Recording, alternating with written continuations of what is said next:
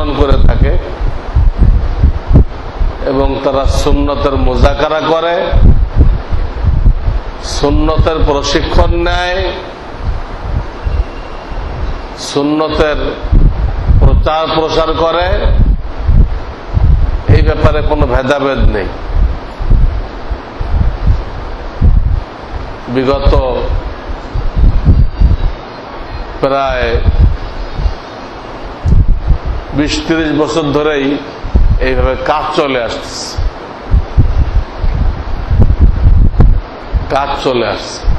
এবং এর ফলাফল আল্লাহ আমাদেরকে দেখাই দিয়েছেন। আমরা যতটুকু পৌঁছতে পারছি, আল্লাহ এই সুন্নতের মেহনতকে তার থেকে আরো বেশি এলাকায় ছড়াই দিয়েছে। বহু জায়গায় আমরা যেতে পারি নাই, কিন্তু যাই দেখছি সেখানে আজান সুন্নত তরিকায়, ইকামত সুন্নত তরিকায়, নামাজ সুন্নত তরিকায়, অথচ দাওয়াতুল হকের কোনো কর্মী সেখানে যায় নাই। এটা আল্লাহ তার মেহেরবানি দ্বারা করেছে। কাজ তো আল্লাহই করবেন, আল্লাহর দিন আল্লাহ রক্ষা করবেন। আমাদের একটু নকল হরকত দরকার, একটু দৌড়দৌড়ি দরকার। আমাদের চেষ্টা দ্বারা কিছুই হবে না, আল্লাহর মেহেরবানি দ্বারা সবকিছু হবে। তো মজলিসে দাওয়াতুল হকের মধ্যে যে সুন্নত বলা হয়, এটা অনেকে না বুঝার কারণে আপত্তি করে, বলে হুজুর এখন ফিতনার জামানা, এগুলো সুন্নত এখন স্থগিত রাখেন, ফরজগুলো বলে দেন, এই করলেই যথেষ্ট।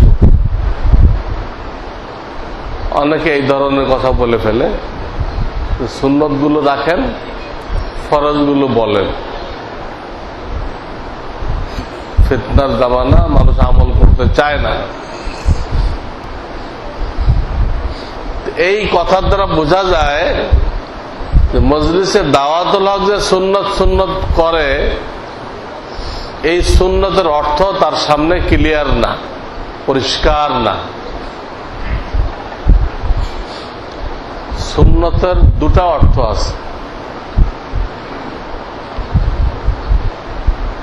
একটা অর্থ হলো হাদিসের পরিভাষা, সুন্নতের একটা অর্থ যেটা হাদিসের পরিভাষা, ওইটাই দাওয়াতুল হকের উদ্দেশ্য। নবী আলাইহিস সালাতু ওয়াস সালাম নবুয়তের 23 বছরে আমাদের জন্য যা শিখাই গেছেন, যা রেখে গেছেন, এর সবকিছুকে যদি একটা শব্দ বুঝাইতে হয়, ওই শব্দটার নাম হলো সুন্নত। নবুয়তের 23 বছরে আপনার আমার জন্য, উম্মতে মুহাম্মাদিয়া সাল্লাল্লাহু আলাইহি সাল্লামের জন্য যা কিছু রেখে গেছেন, এটাকে এক কথায় কি বলা হয়? সুন্নত বলা হয়। ব্যাপক, এটা হলো হাদিসের পরিভাষায় সুন্নতের অর্থ। এই অর্থে সুন্নতের মধ্যে तमाम फरज, तमाम वाजिब, तमाम फिqhi सुन्नत, फुकाहाদের পরিভাষায় যে সুন্নত, জোহরের আগে 4 রাকাত সুন্নত আছে না, ওটা ফুকাহাদের পরিভাষা, ফিকহবিদদের পরিভাষা। এই সব শামিল, ফরজ, ওয়াজিব, সুন্নত, মুস্তাহাব, সব সুন্নতের মধ্যে আছে, সব সুন্নতের মধ্যে শামিল। অথবা কথাটা এইভাবে বলতে পারেন যে হাদিসের পরিভাষা যে সুন্নত, এই সুন্নতের মধ্যে যতটুকু ইলম অর্জন করা ফরজে আইন, ওর সবটুকু আছে। যতটুকু ইলম অর্জন করা ফরজে আইন, মাওলানা মুফতি হওয়া, পুরা কোরআনের হাফেজ হওয়া, এটা ফরজে কিফায়া। ফরজে ইলমের একটা পরিমাণ আছে যেটা ফরজে আইন। তালাবুল ইলমে ফরিজাতুন আলা কুল্লি মুসলিম, এটা ফরজে আইন, যেটা আল্লাহ রাব্বুল আলামিন কোরআনে কারীমের 2য় পারায় 177 নম্বর আয়াতে আলোচনা করেছেন। ইলমে ফরজে আইন যতটুকু 5টা বিষয়, ওটা আল্লাহ তাআলা সূরা বাকারার 177 নম্বর আয়াতে বয়ান করেছেন। লাইসাল বিররা আন তুওয়াল্লু ওয়াজুহাকুম কিবালাল মাশরিকি ওয়াল মাগরিব ওয়ালাকিন্নাল বিররা মান আমানা বিল্লাহি ওয়াল ইয়াউমিল আখির ওয়াল মালাইকাতি ওয়াল কিতাবি ওয়ান নাবিয়্যিন ইলা আখিরিল আয়া। এই আয়াতের মধ্যে 5টা বিষয় আছে ফরজে আইন। তো সুন্নতের যেটা নাকি হাদিসের পরিভাষা, ওই হাদিসের পরিভাষা যদি ধরা হয়, ওই 5টা সুন্নতের মধ্যে দাখিল। 5টা আপনারা মেহরবানি করে আমার দিক চেয়ে থাকেন। অনেকে নিচে চেয়ে রয়েছেন, তারা ঘুমায় গেছেন।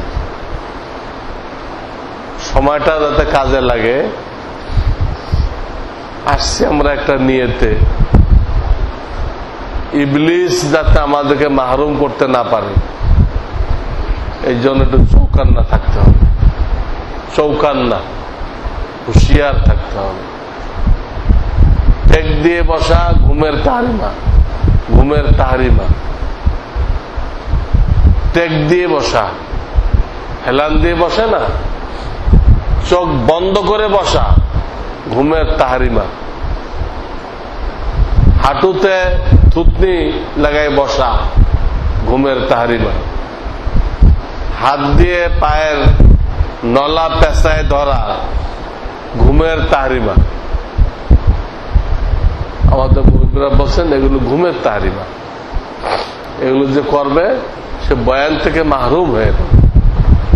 মজলিসে আছে, কিছুই শুনতে পারতেছি না। এই জন্য এগুলোর থেকে আমরা পরহেজ করি এবং প্রত্যেকে নিজের পাশের ভাইকে সাহায্য করি। হাদিসে কি আসছে? উনসুর আখাকা, উনসুর আখাকা, তোমার ভাইকে সাহায্য করো।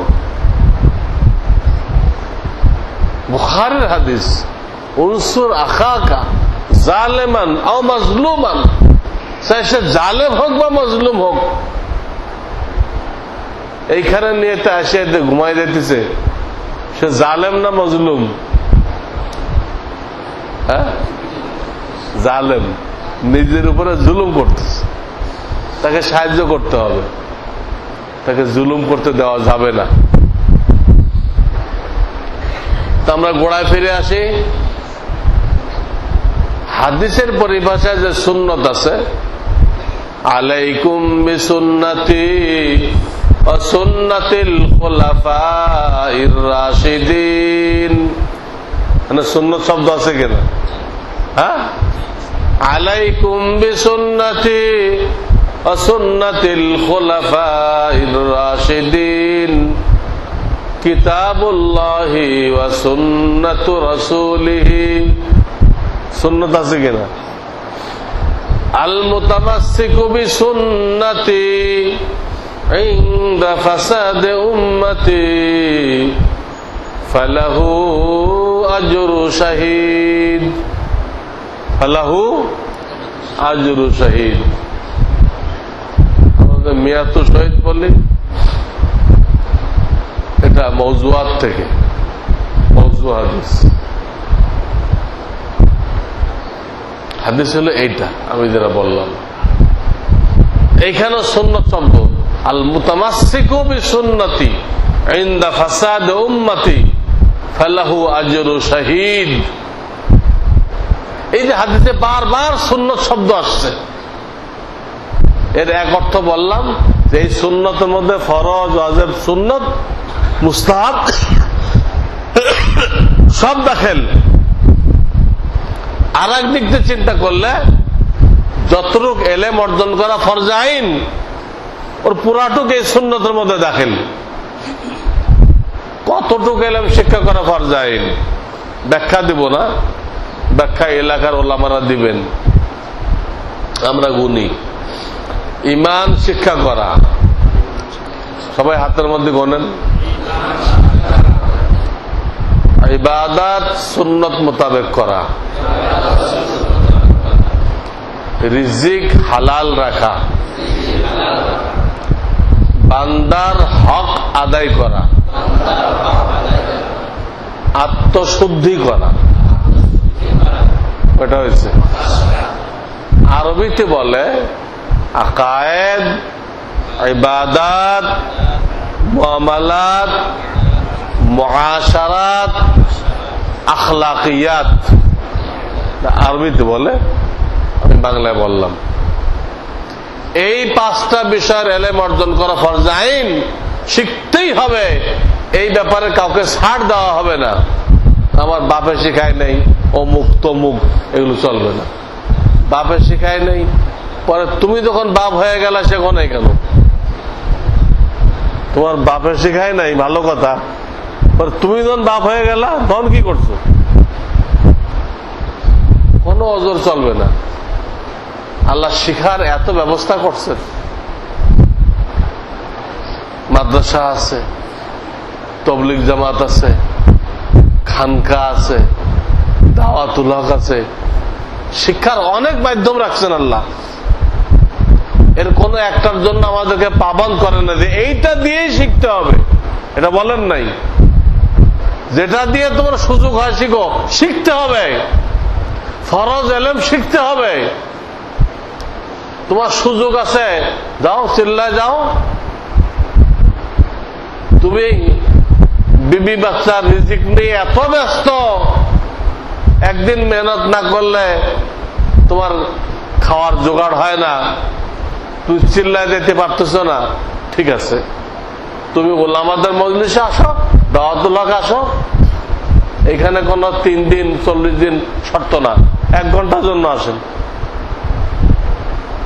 আল্লাহ এমন ভাবে জারি করছে যে কোন মানুষ মাহরুম না যেতে পারে। কোন না কোন একটা দ্বারা সে শিখতে পারবে। হয় মসজিদে শিখবে, না হয় মাদ্রাসাতে শিখবে, না হয় খানকাতে শিখবে, না হয় তবলিগ জামাতে দিয়ে শিখবে, না হয় দাওয়াতুল হকে দিয়ে শিখবে। এত ভ্যারাইটিস রাখছে কেন আল্লাহ?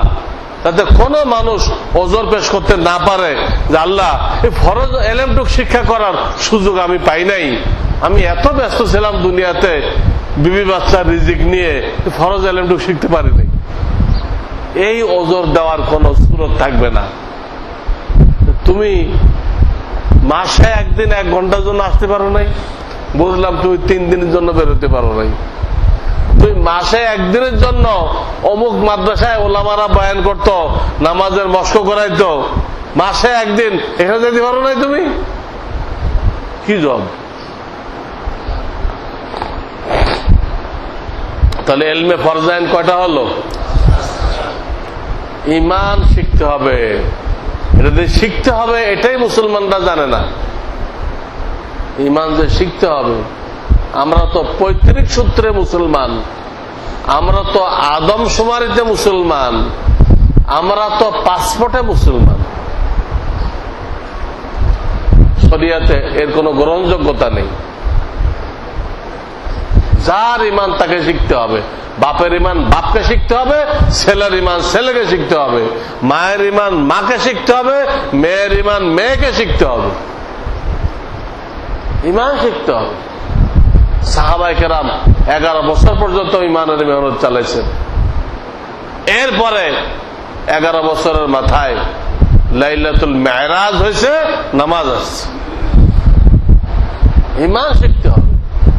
আজকে যদি আমি বলি যে মুসলমানদের সবচেয়ে বুনিয়াদী সমস্যা, তাদের উপর যে বিপদ আবাদ আসতেছে, এর বুনিয়াদী সমস্যা তারা ঈমান শিক্ষা করে না বা ঈমান শিখতে হবে তা জানে না। এই কথা যদি বলা হয় তাহলে ভুল হবে না। এটা মৌলিক সমস্যা।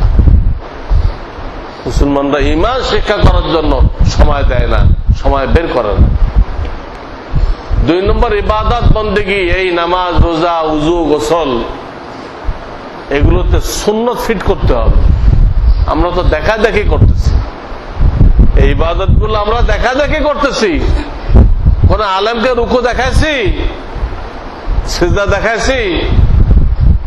আমার শায়েখ হযরত মাওলানা শাহ আবরারুল হক রহমাতুল্লাহ বলতেন, তোমরা খুব গর্ব করে বলো, হ্যাঁ আমার বুখারীর উস্তাদ অমুক, আমার তিরমিজির উস্তাদ অমুক, খুব গর্ব করে বলো।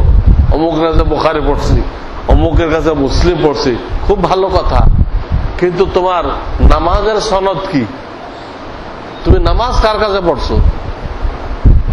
কি বলবেন? আলেমদের জিজ্ঞেস করতেছি যে আপনার বুখারীর সনদ আছে, আপনার মুসলিম শরীফের সনদ আছে, কিন্তু আপনার কাছে নামাজের সনদ আছে? নামাজ কি এত মামুলি জিনিস? সুন্নাহ হযরত মাওলানা শাহ আবরারুল হক রহমাতুল্লাহ এই কথা বলতেন, নামাজের সনদ লাগবে। আমি আমার কথা বলি, আমি হযরত মাওলানা শাহ আবরারুল হক সাহেবের কাছে নামাজ শিখছি, উনি হাকিমুল উম্মত থানভী সাহেবের কাছে শিখছি। প্রত্যেকের সনদ বলতে হবে, নামাজ আপনি কার কাছে শিখছেন, সনদ বলতে হবে। নামাজ দেখা দেখে শিক্ষা করার জিনিস না। নামাজ বয়ানের দ্বারা কোনোদিনও আসবে না। মেরাজের পরের দিন আল্লাহ তাআলা জিবরিল আমিনকে পাঠায় মশকের মাধ্যমে নামাজ দিচ্ছেন। মেরাজের পরের দিন জোহরের সময় আল্লাহ তাআলা জিবরিল আমিনকে পাঠিয়ে দিচ্ছেন। তিনি মানুষের সুরত ধরে বাইতুল্লাহতে ইমামতি করে নামাজ শিক্ষা দিচ্ছেন। তো এটা আসছেই আমলি মশকের মাধ্যমে, বাস্তব প্রশিক্ষণের মাধ্যমে। কিন্তু আমরা শুধু লিকসার দেই, লিকসারের দ্বারা নামাজ আসবে না। নামাজ শিখতে হবে। 3 নম্বর হালাল রিজিক, এটা একটা ফরজ দায়িত্ব। ফরজ তলাবু কাসবিল হালাল ফারিজাতুম বাদাল ফারিজা, তাহলে প্রত্যেকের দায়িত্ব তার ইনকামের সোর্স কি এটা উলামায়ে কেরামের কাছে পেশ করা, জেনে নেওয়া যে এর মধ্যে কোনো হারাম আছে কিনা। যে লাইনে রিজিক উপার্জন করতেছে সে ওই লাইনটা উলামায়ে কেরামের কাছে পেশ করবে, তার দায়িত্ব। আপনি ডেস্টিনিতে আছেন কিনা উলামায়ে কেরামকে জিজ্ঞেস করেন। জুয়া। আপনি শেয়ার বাজার আছেন কিনা, শেয়ার বাজার, স্টক এক্সচেঞ্জ, জুয়া। আপনার রিজিক হারাম হয়ে যাবে। আপনি,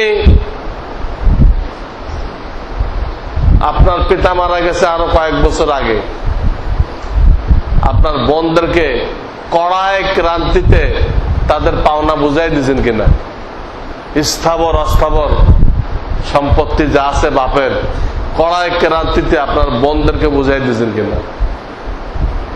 যদি না দিয়ে থাকেন তা আপনার রিজিক হারাম হয়ে গেল, রিজিক হারাম হয়ে গেল। এইভাবে তালাশ করে করে হারাম বাদ দিতে হবে, হালালের উপরে চলতে হবে। 3 নম্বর। 4 নম্বর বান্দার হক।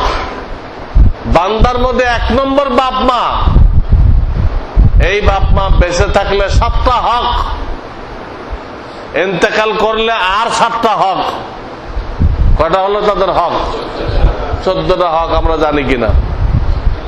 বাপ মায়ের 14টা হক কাগজে ছাপানো আছে দাওয়াতুল হকের পক্ষ থেকে, এটা আমরা প্রত্যেক মসজিদে প্রত্যেক ঘরে ঘরে লটকায় রাখি। বেঁচে থাকলে এই 7টা, মারা গেলে এই 7টা। আমি যদি না জানি, আমার ছেলে কোত্থেকে জানবে এবং সে কিভাবে আমার হক আদায় করবে? আমি নিজেই জানি না। স্ত্রীর কি হক, স্ত্রী জেনে নেবে তার স্বামীর কি হক, ভাই ব্রাদারের কি হক, পাড়া প্রতিবেশীর কি হক, এগুলো জানতে হবে। এটা খুব সিরিয়াস।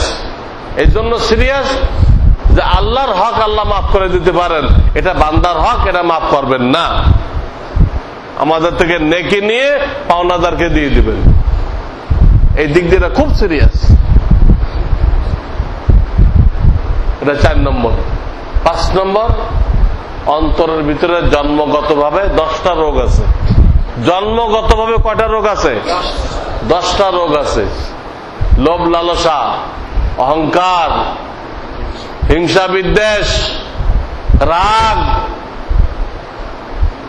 রিয়াকারী। রিয়াকারী বুঝেন কিনা? সাধারণ ভাইদেরকে বলতেছি, নেক কাজ করে নিজেই অ্যাডভার্টাইজ করে, নামের সাথে আলহাজ না লিখলে চেতে যায়। আমি 2 বার হজ করলাম, এরপর আমার নামের সাথে আলহাজ লাগান নাই আপনি। এটা একটা রোগ। আলহাজ যদি লাগাইতে হয় তাহলে আপনার নামের সাথে আল মুসাল্লিও লাগাইতে হবে। নামাজ পড়েন না, ওটা লেখেন না কেন? আসায়েম, এটাও লাগাইতে হবে। রোজা রাখেন না? হ্যাঁ। আল মুতাওয়াজ্জি, আপনি উজু করেন না, এটাও লিখতে হবে, আল মুতাওয়াজ্জি অমুক। কোনটাই লেখেন না, এই একটা কেন লেখা হয়? হ্যাঁ, নফস এখানে একটু শান্তি পায়, এটা রিয়া। এইরকম 10টা রোগ আছে। ইমাম গাজ্জালী রহমাতুল্লাহ একটা কিতাব বাংলা হয়ে গেছে, এই কিতাবের নাম তাবলিগে দ্বীন। এই কিতাব খুলে দেখেন, অন্তরের 10টা রোগ কত ক্লিয়ার লেখা হয়েছে, এবং অন্তরের 10টা গুণ ওটাও লেখা হয়েছে। 10টা রোগ দূর করতে হবে, 10টা গুণ অর্জন করতে হবে। এটাকে বলা হয় আত্মশুদ্ধি। এটা ফরজে আইন। ফরজে আইন, এটা কোন মাশায়েখের সাথে সম্পর্ক করে হাসিল করতে হবে। অনেকে বলে অমুক মেহনতের দ্বারা এটা হয়ে যাবে, এটা গলত কথা। অমুক মেহনতের দ্বারা হয়ে যাবে, এই কথাটা গলত কথা। সেই মেহনতের দ্বারা আরো বেশি তাকাব্বুর পয়দা হয়, আরো বেশি খতপসন্দি পয়দা হয়। আমি এত দেশ ঘুরছি, আমার হাতে এত লোক মুসলমান হয়েছে, সে তো তাকাব্বুরের ডিব্বা হয়ে গেছে। কি হয়ে গেছে? অহংকারের ডিব্বা। আর রেগতে আমার আত্মশুদ্ধি হয়ে গেছে। আত্মশুদ্ধি কারে কয় এটাও জানে না, আর উল্টা ঠেলতে আছে যে এটা দিয়ে হয়ে যাবে। এটা দিয়ে হইলে হযরত মাওলানা ইলিয়াস রহমতুল্লাহ হয় নাই কেন? এটা দিয়ে হইলে হযরত মাওলানা শাইখুল হাদিস জাকারিয়া রহমতুল্লাহ হয় নাই কেন? এটা দিয়ে হইলে বাংলাদেশের প্রথম আমির যিনি ছিলেন হযরত মাওলানা আব্দুল আজিজ রহমতুল্লাহ, তার হয় নাই কেন? তিনি কেন কুতবুল আলম জাকারিয়া রহমতুল্লাহ কাছে কেন বায়াত হয়েছিলেন? শয়তান আমাদেরকে অনেক দূরে নিয়ে গেছে, আমাদেরকে মাহরুম করার জন্য অনেক কামিয়াব হয়ে গেছে। 5টা হয়েছে, 5টা। তো হাদিসে যে সুন্নত আছে, ওই সুন্নতের মধ্যে এই 5টা দেখেন, যে 5টার এলেম অর্জন করা ফরজে আইন। হাদিসের সুন্নতের মধ্যে এই 5টা দাখিল। যদি এই যে প্রশ্ন করা হলো, হুজুর সুন্নত গুলো বাদ রাখেন, ফরজ গুলো বলে দেন, এই প্রশ্ন খাটে। দাওয়াতলাকে যে সুন্নত সুন্নত করতেছে, এর মধ্যে 1 নম্বর তো ফরজ, 2 নম্বর ওয়াজিব। আপনি কি করতেছেন? সুন্নত গুলো বাদ দেন, ফরজ গুলো বলেন। দাওয়াতুল্লাহকে যে সুন্নত বলে, ওর 1 নম্বর কাজই তো কি? ফরজ ঠিক করা, ঈমান ঠিক করো, কোরআন সহি করো, নামাজ সহি করো, কিন্তু ফরজ। কিন্তু সুন্নতের অর্থ না জানার কারণে এই বিভ্রান্তি হয়েছে। আমরা সুন্নতের যে অর্থ জানছি, এটা পরবর্তীকালে প্রায় 150-200 বছর পরে ওটা হলো ফিকাহবিদদের পরিভাষা। আমরা যে সুন্নত অর্থ জানছি, জোহরে 4 রাকাত সুন্নত, জোহরে পরে আর 2 রাকাত সুন্নত, আমরা সুন্নত কইলে এটা বুঝি। এটা হাদিসের পরিভাষা না, কাদের পরিভাষা? ফিকাহবিদদের, যা রাসূলের ইন্তেকালের 150-200 বছর পরে এই পরিভাষা চালু হয়েছে। তারা দলিলের শক্তি দেখে প্রত্যেকটাতে মসলা তার দলিল আছে না, দলিলের শক্তি দেখে একটাকে ফরজ করেছেন, একটাকে ওয়াজিব করেছেন, একটাকে সুন্নত করেছেন। তাদের পরিভাষা, আমরা ওটা মুখস্থ করে বসে আছি, কিন্তু হাদিসে ওটা উদ্দেশ্য না। আলাইকুম বিসুন্নতি মানে জোহরের 4 রাকাত সুন্নত, এটুক হাদিসের উদ্দেশ্য না, পুরো দিন উদ্দেশ্য। আল মুতামাসসিকু বিসুন্নতি, যেমন সুন্নতকে আঁকড়ে ধরলো ফিতনা ফাসাদের জামানায়, তার জন্য একজন শহীদের সমান সওয়াব। এখানে ওই জোহরের আগে 4 রাকাত সুন্নতের কথা বলে নাই, পুরা দিন। কি উদ্দেশ্য? পুরা দিন। কাজে দাওয়াতুল্লাহকে সুন্নত বলা হয়, এদের উদ্দেশ্য কি? পুরা দিন। এর মধ্যে ফরজ, ওয়াজিব, সুন্নত সব আছে। এর মধ্যে আকায়েদ, ইবাদত, মুআমালাত, মুআশারাত, ওই যে বললাম হালাল রিজিক, বান্দার হক, সব আছে। এটা আপনাদের কাছে পরিষ্কার হয়েছে? দাওয়াতুল্লাহকে সুন্নত মানে পরিপূর্ণ দিন, মানে আংশিক দিন না। মাঝখান দিয়ে এটাও বলে রাখি, হাদিস আর সুন্নতের পার্থক্য কি? হাদিস আর সুন্নত এর পার্থক্য কি? এর পার্থক্য না জানার কারণে আজকে বহু মুসলমান গোমরাহ হয়ে যেতেছে, একদম গোমরাহ হয়ে যেতেছে। তারা ইহুদিদের পক্ষে কাজ করতেছে শুধু এইটুক না বোঝার কারণে যে হাদিস আর সুন্নতের পার্থক্য কি।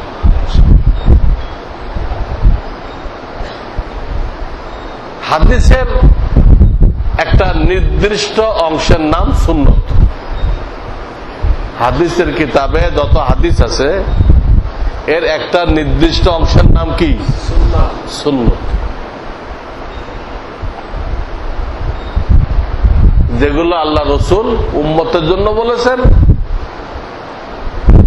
কোন ব্যক্তির সাথে খাস না, কোন জায়গার সাথে খাস না, এবং সেটা রহিত হয় নাই রসুলের মৃত্যু পর্যন্ত, ওটা বিদ্যমান ছিল।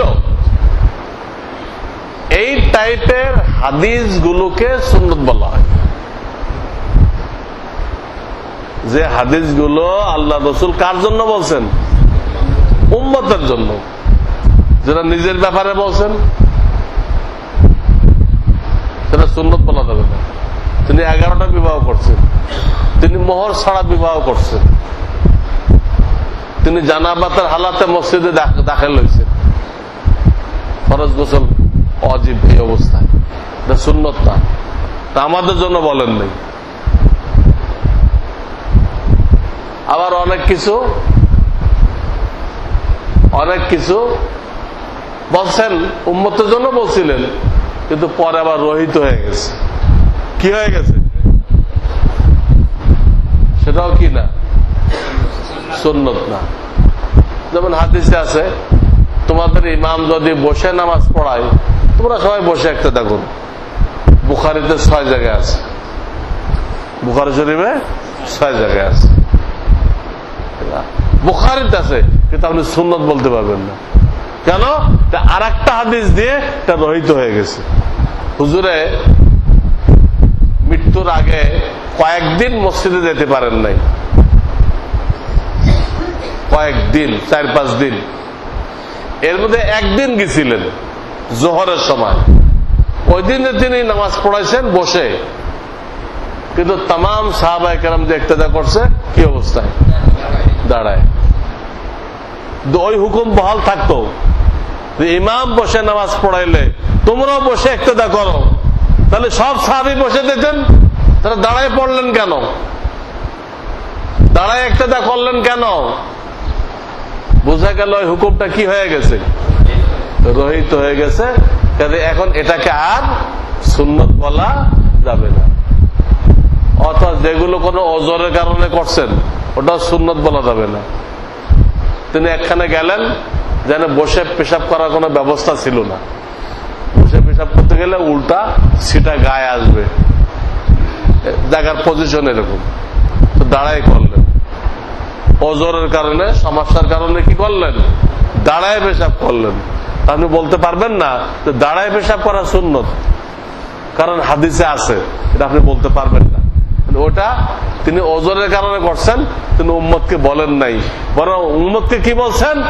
ওমরকে রাদিয়াল্লাহু তাআলা একবার দাঁড়ায় পেশাব করতে দেখছিলেন, মানা করছেন, ইয়া ওমর লা তাবুল কায়মান, খবরদার আর কোনোদিন দাঁড়ায় পেশাব করবে না। উনি আর বাকি জিন্দেগিতে কোনোদিনও দাঁড়ায় পেশাব করেন নাই। উম্মতের জন্য কি নির্দেশ দিচ্ছেন? বসে পেশাব করতে হবে। তিনি যে একদিন করছেন ওটা ওজরের কারণে, সমস্যার কারণে, ওটাকে সুন্নত বলা যাবে না। তাহলে আপনাদের আইডিয়া হয়ে গেল যে হাদিসের ভান্ডার থেকে যেগুলো উম্মতের জন্য বলছেন, কোন ওজরের কারণে না, কোন জায়গার সাথে খাস না, কোন ব্যক্তির সাথে খাস না, এবং সেটা হুজুরের মৃত্যু পর্যন্ত রহিত হয় নাই, রহিত হয় নাই। এই ধরনের হাদিসকে কি বলা হয়? সুন্নত বলা হয়। যে কোনো হাদিস সুন্নত না। এই শর্তগুলো পাওয়া গেলে সেই হাদিসগুলো কি, এটা জনসাধারণ বুঝবে না, বড় বড় আলেমরা বুঝবে। এই জন্য সুফিয়ানে সাউরি, কত বড় বুজুর্গ, সুফিয়ানে সাউরি রাহিমাহুল্লাহ, বহুত বড় তাবিন, বহুত বড় ফকিহ, বহুত বড় মুহাদ্দিস, তিনি বলছেন আল হাদিসু মুদিল্লাতুন ইল্লা লিল ফুকাহা।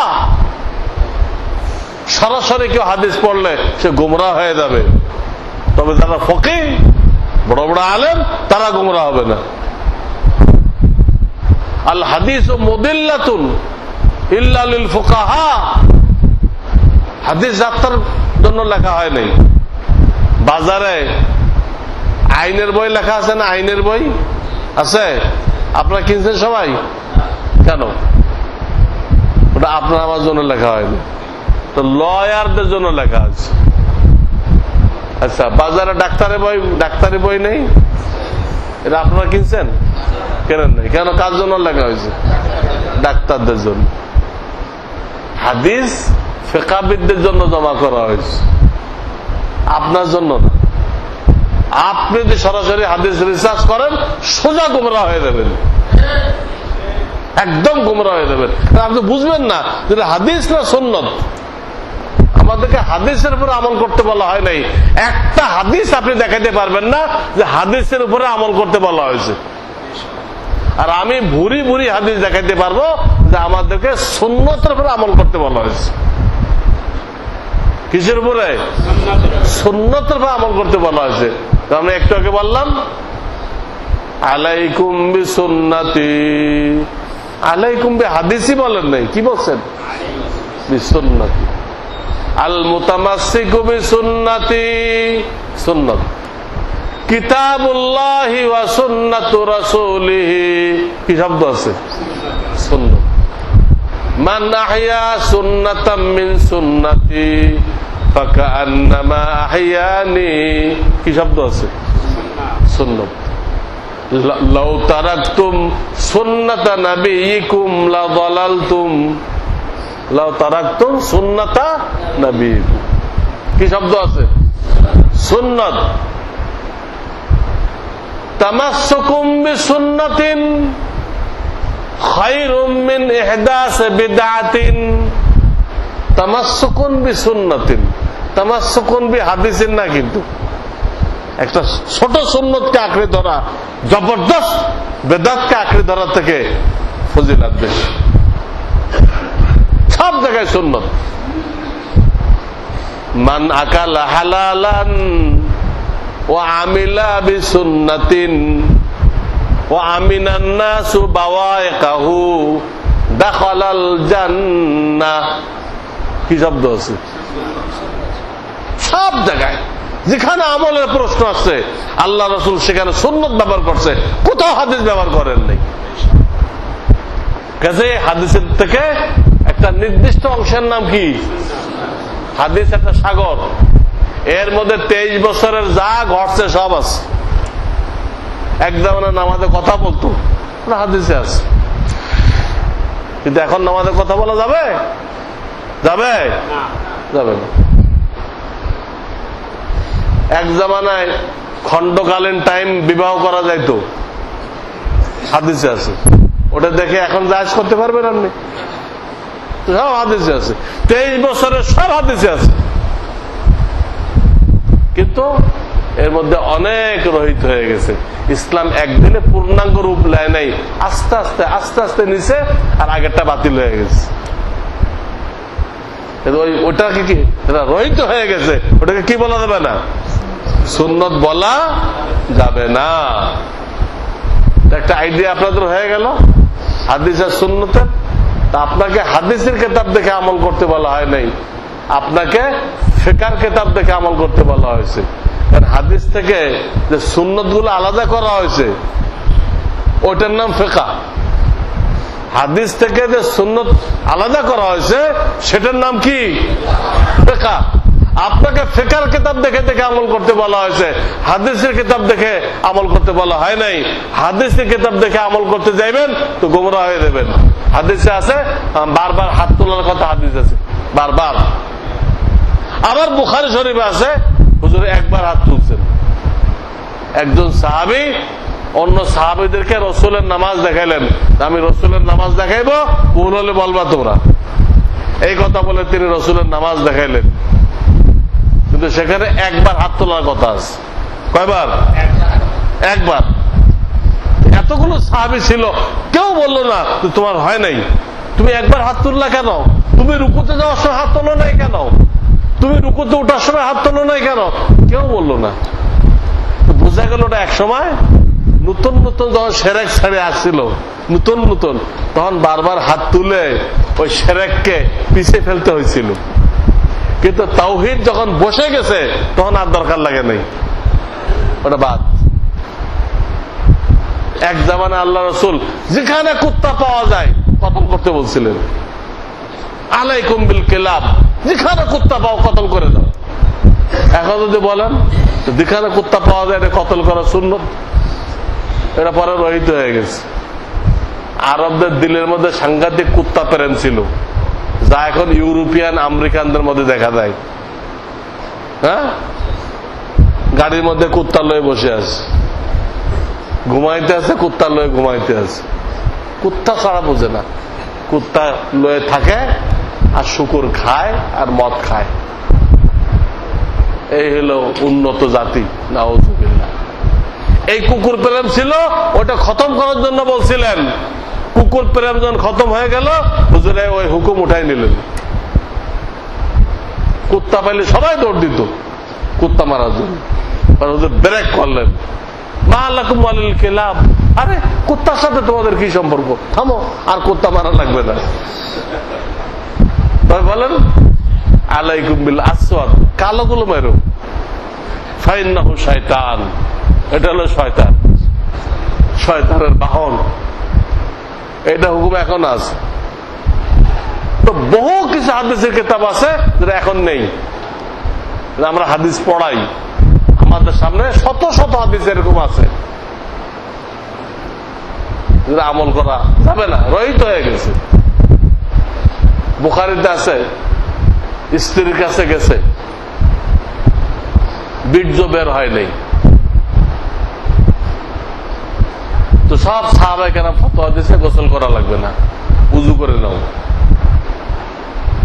বীর্য যখন বের হয় নাই তো গোসল করা লাগবে না। বুখারীতে 2 জায়গায় আছে, 2 জায়গায় আছে। এটা কি জায়েজ আছে? পুরা মিলন হয়ে গেছে, কোনো কারণে এটা বের হয় নাই, তাহলে উযু করলে হয়ে যাবে।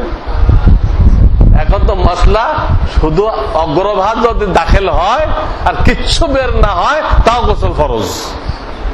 ওটা এক সময় ছিল, কিন্তু ইমাম বুখারী তো ওটাও নিয়ে এসেছেন।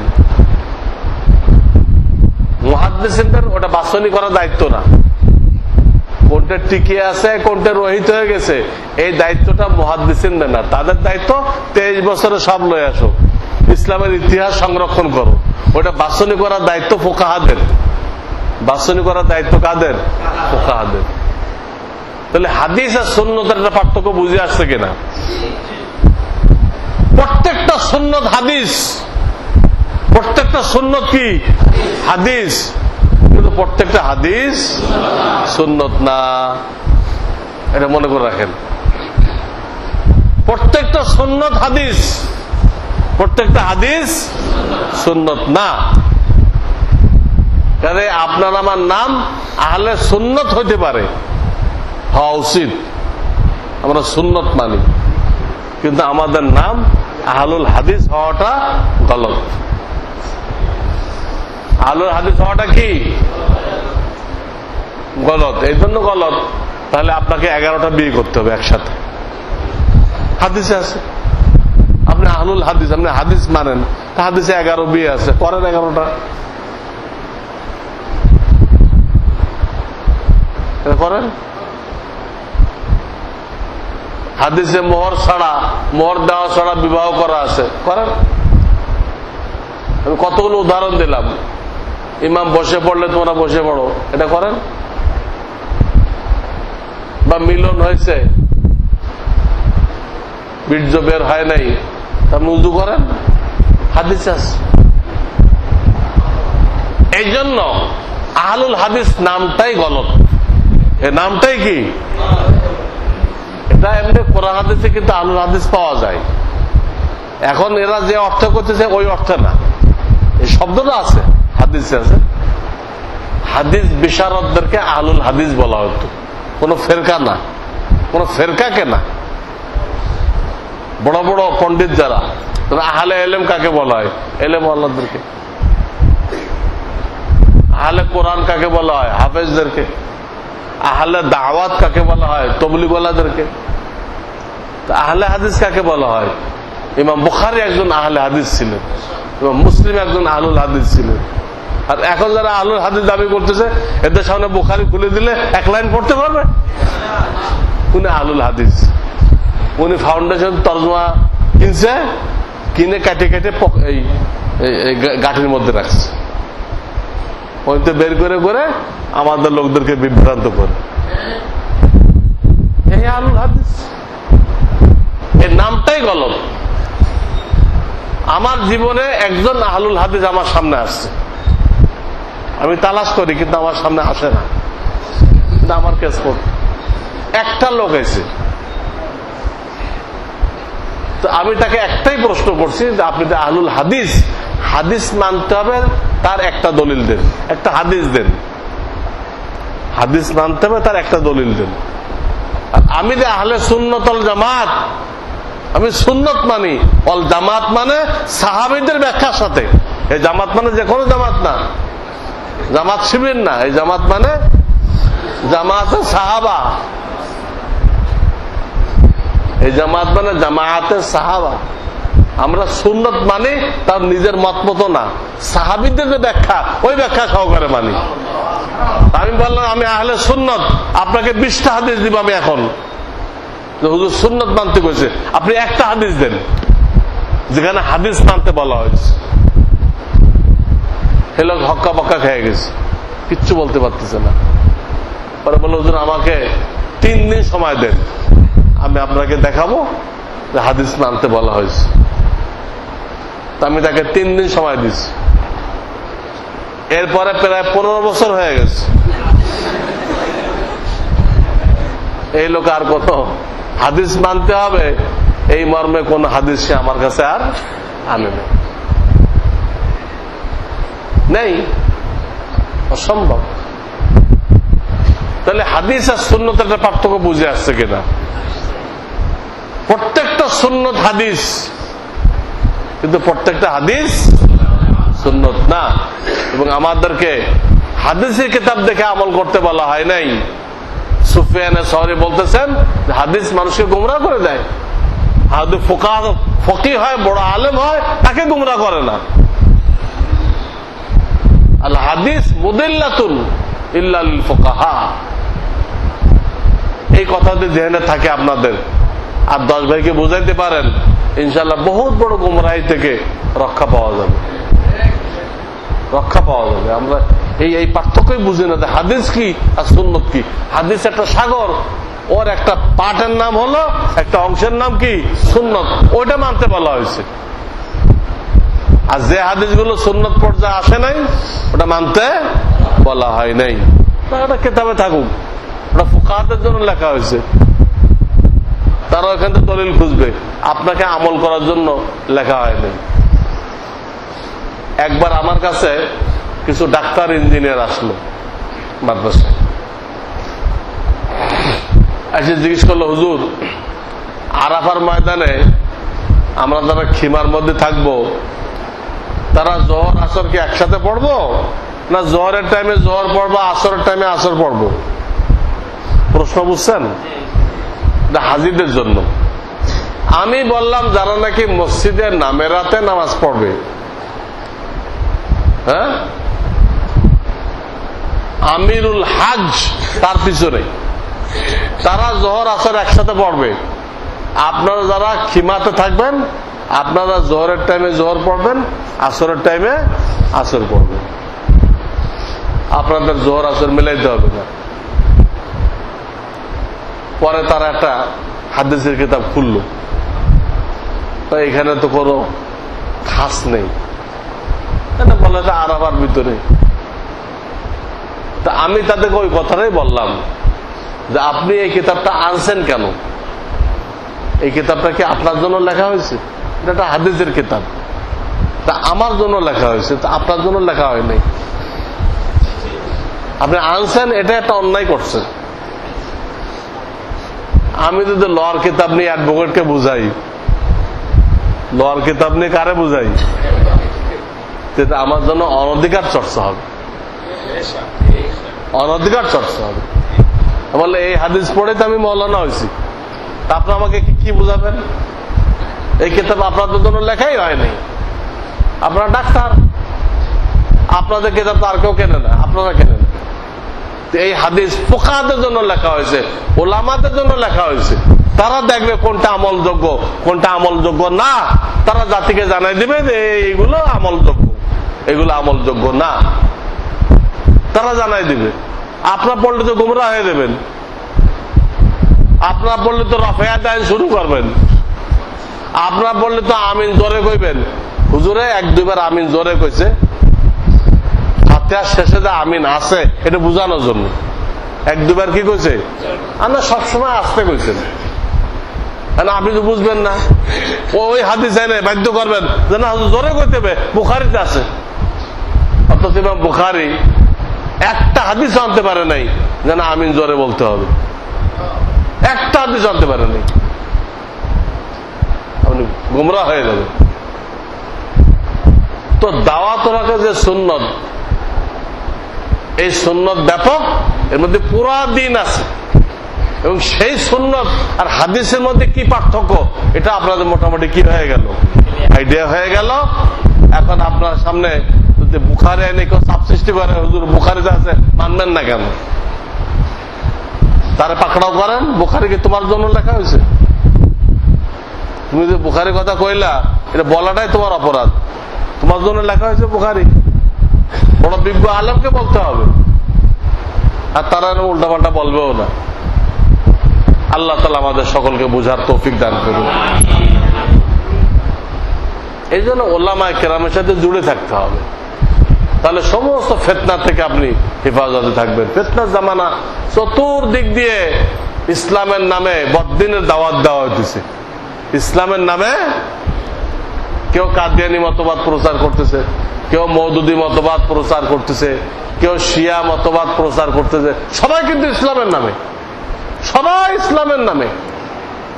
এই অবস্থায় যদি আপনি ওলামায়ে কেরামের সাথে জুড়ে থাকেন, আপনার ঈমান রক্ষা পাবে, আপনি একা পণ্ডিতগিরি করেন, আপনার ঈমান নষ্ট হয়ে যাবে। আল্লাহ রাসূল উম্মতকে সাবধান করছেন, ইয়াকুনু ফি আখিরিজ জামানি দাজ্জালুনা কাযাবুন, শেষ জামানায় বহু দাজ্জাল, বহু ফেরেববাজ বের হবে, বহু মিথ্যুক বের হবে। ইয়াতুনাকুম মিনাল আহাদিস, তারা তোমাদেরকে হাদিস শোনাবে। খুব খেয়াল করেন এই জায়গায়, হাদিসটা হুজুর কোথায় ব্যবহার করতেছে? যেখানে মানুষ গোমরাহ করার কথা এখানে হাদিস আনছে, যেখানে আমল করার কথা এখানে সুন্নত আনছে, যেখানে আমাদের আমল করার কথা ওখানে সুন্নত আছে। আর যেখানে মানুষ গোমরাহ করবে ওটাকে কি কইছেন? ইয়াতুনাকুম বিল আহাদিস, তারা তোমাদেরকে হাদিস শোনাইবে। কি হাদিস? বিমা লাম তাসমাউ আনতুম ওয়ালা আবাউকুম, যা তোমরাও শোনো নাই, তোমাদের বাপদাদাও শোনো না। বারবার হাত তুলতে হবে, শুনছেন? হ্যাঁ, আজকাল শোনাতে দিচ্ছে। ফাতিহা না হলে, ফাতিহা না পড়লে নামাজ হবে না, আগে শুনছেন কোনদিন? আজকাল শোনাতে দিচ্ছে। এটা আপনাদেরকে বলে রাখি, মাযহাব না মানলে হাদিসের উপর আমল করা যায় না। এটা একটা কথা আপনাদের জেনে দিয়ে রাখি। আমরা মাযহাব মানি কেন? মাযহাব না মানলে হাদিসের উপর আমল করা যায় না, অসম্ভব। মাযহাব মানলে হাদিসের উপর আমল করা সহজ। যেমন এক হাদিসে আছে নাভির নিচে হাত বাঁধতে হবে, আর এক হাদিসে আছে বুকের উপর হাত বাঁধতে হবে। আপনি যদি মাযহাব মানেন তাহলে আপনার ইমাম বলে গেছে পুরুষরা নাভির নিচে বাঁধবে, মহিলারা বুকের উপর বাঁধবে, ঝামেলা শেষ। দুনো হাদিস কোথায় ফিট করতে পারে ফয়সালা করে দিয়ে গেছে। আমাদের ইমাম আবু হানিফা রাহমাতুল্লাহ আলাইহি 10 জন সাহাবায়ে কেরামকে পাইছে, তাদেরকে সব ভালো করে দিয়ে গেছে। কোন ঝামেলা আছে? ঝামেলা হলো। কিন্তু মাযহাব মানবেন না, তখন আপনি এই দুই হাদিস কি করবেন? আপনি সবাই হাঁকাইবেন, তো সবাই বুকের উপর বাঁধবেন। আচ্ছা মানলাম, তো নাভির নিচেরটা কি হবে? এটা জয়ীফ, সব জয়ীফ। যেটা ওদের মতের খেলাফ, সব জয়ীফ। বলে যে জয়ীফ কাকে বলে? জয়ীফের সংজ্ঞা দেন। জয়ীফ হাদিস কাকে বলে? হাদিসের পরিভাষায় জয়ীফ কাকে বলে? এক আহলুল হাদিসকে জিজ্ঞেস করা হয়েছে, তো সে বলছে নবী করিম সাল্লাল্লাহু আলাইহি সাল্লাম অসুস্থতা জামানায় যে হাদিসগুলো বলছিলেন এইগুলো জয়ীফ।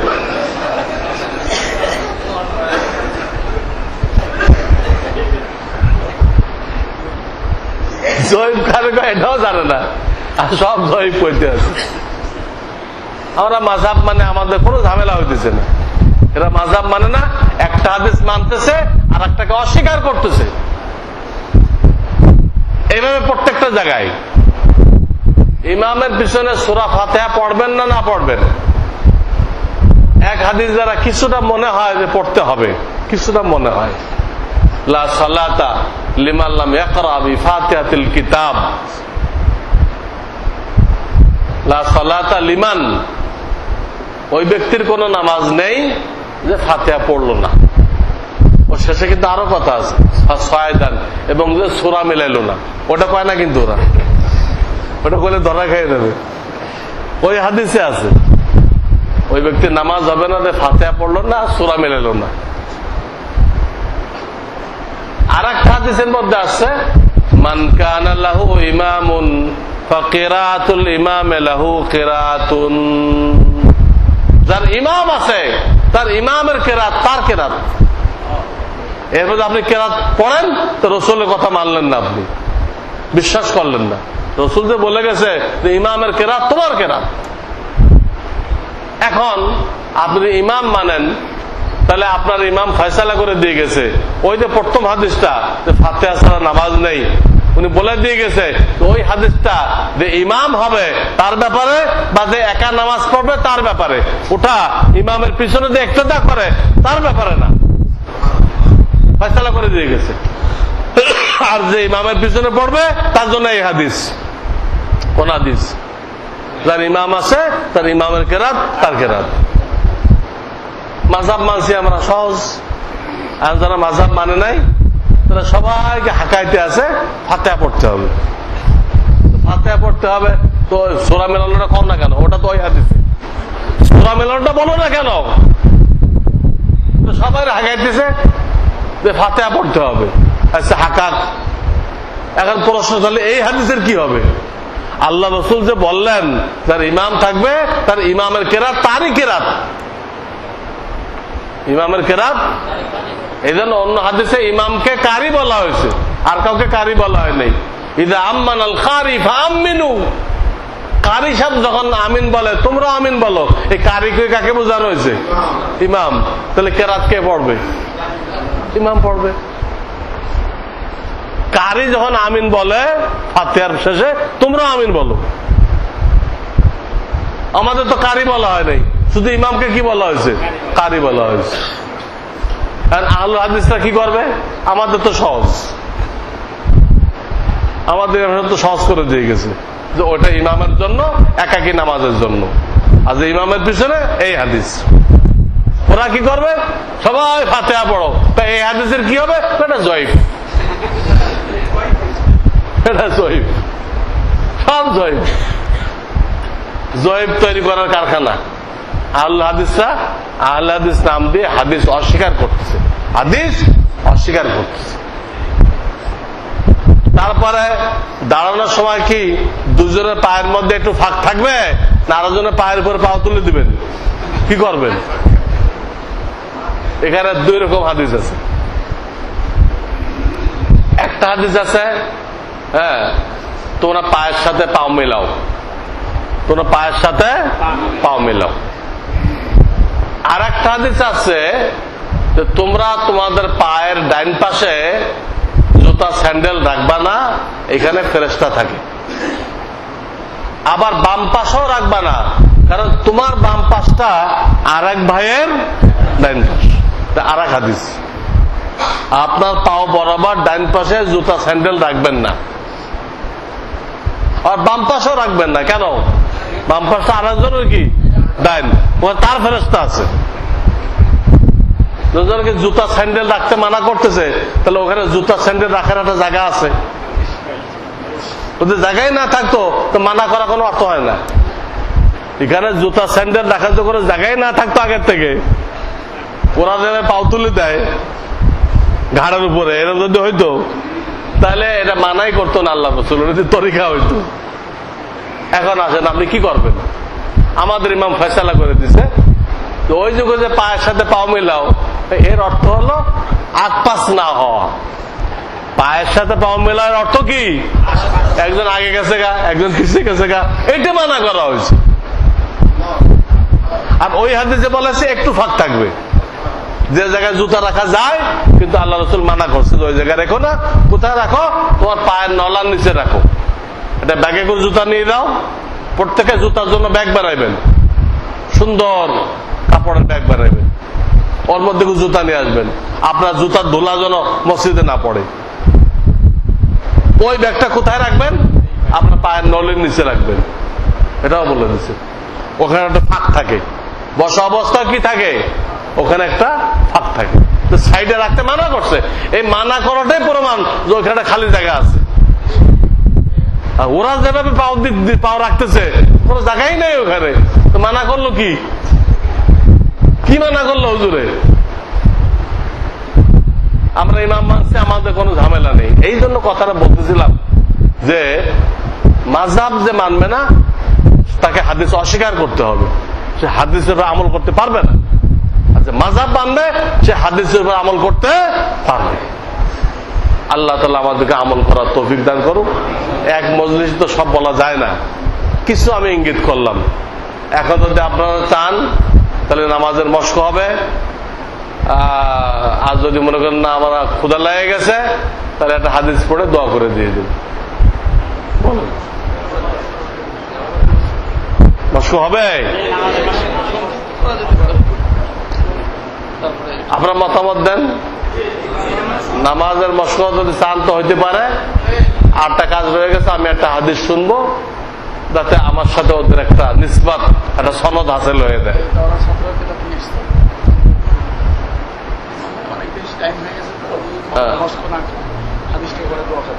হ্যাঁ,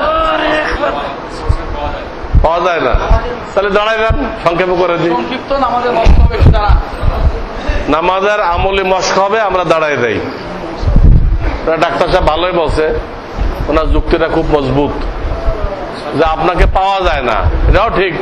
আমি তো সারা বাংলাদেশ ঘুরতে থাকি, ঘুরে আবার রাজশাহী আসতে সময় লাগবে, হায়াত থাকতে হবে। প্রত্যেক কাতারে যারা আগে নামাজ শিখছেন তারা চলে যান, যারা আগে বারবার নামাজ শিখছেন তারা প্রত্যেক কাতারে চলে যান, আর মাইকটাকে একটু সোজা করে দিতে হবে।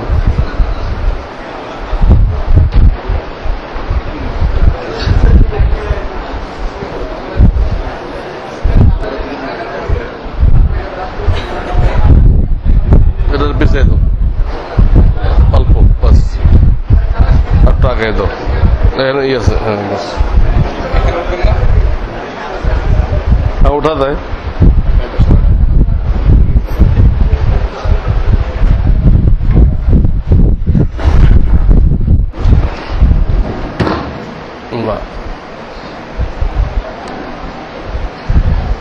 হ্যাঁ, প্রথমে নামাজে দাঁড়ায় কাজ হলো পাও কিবলামুখী করা।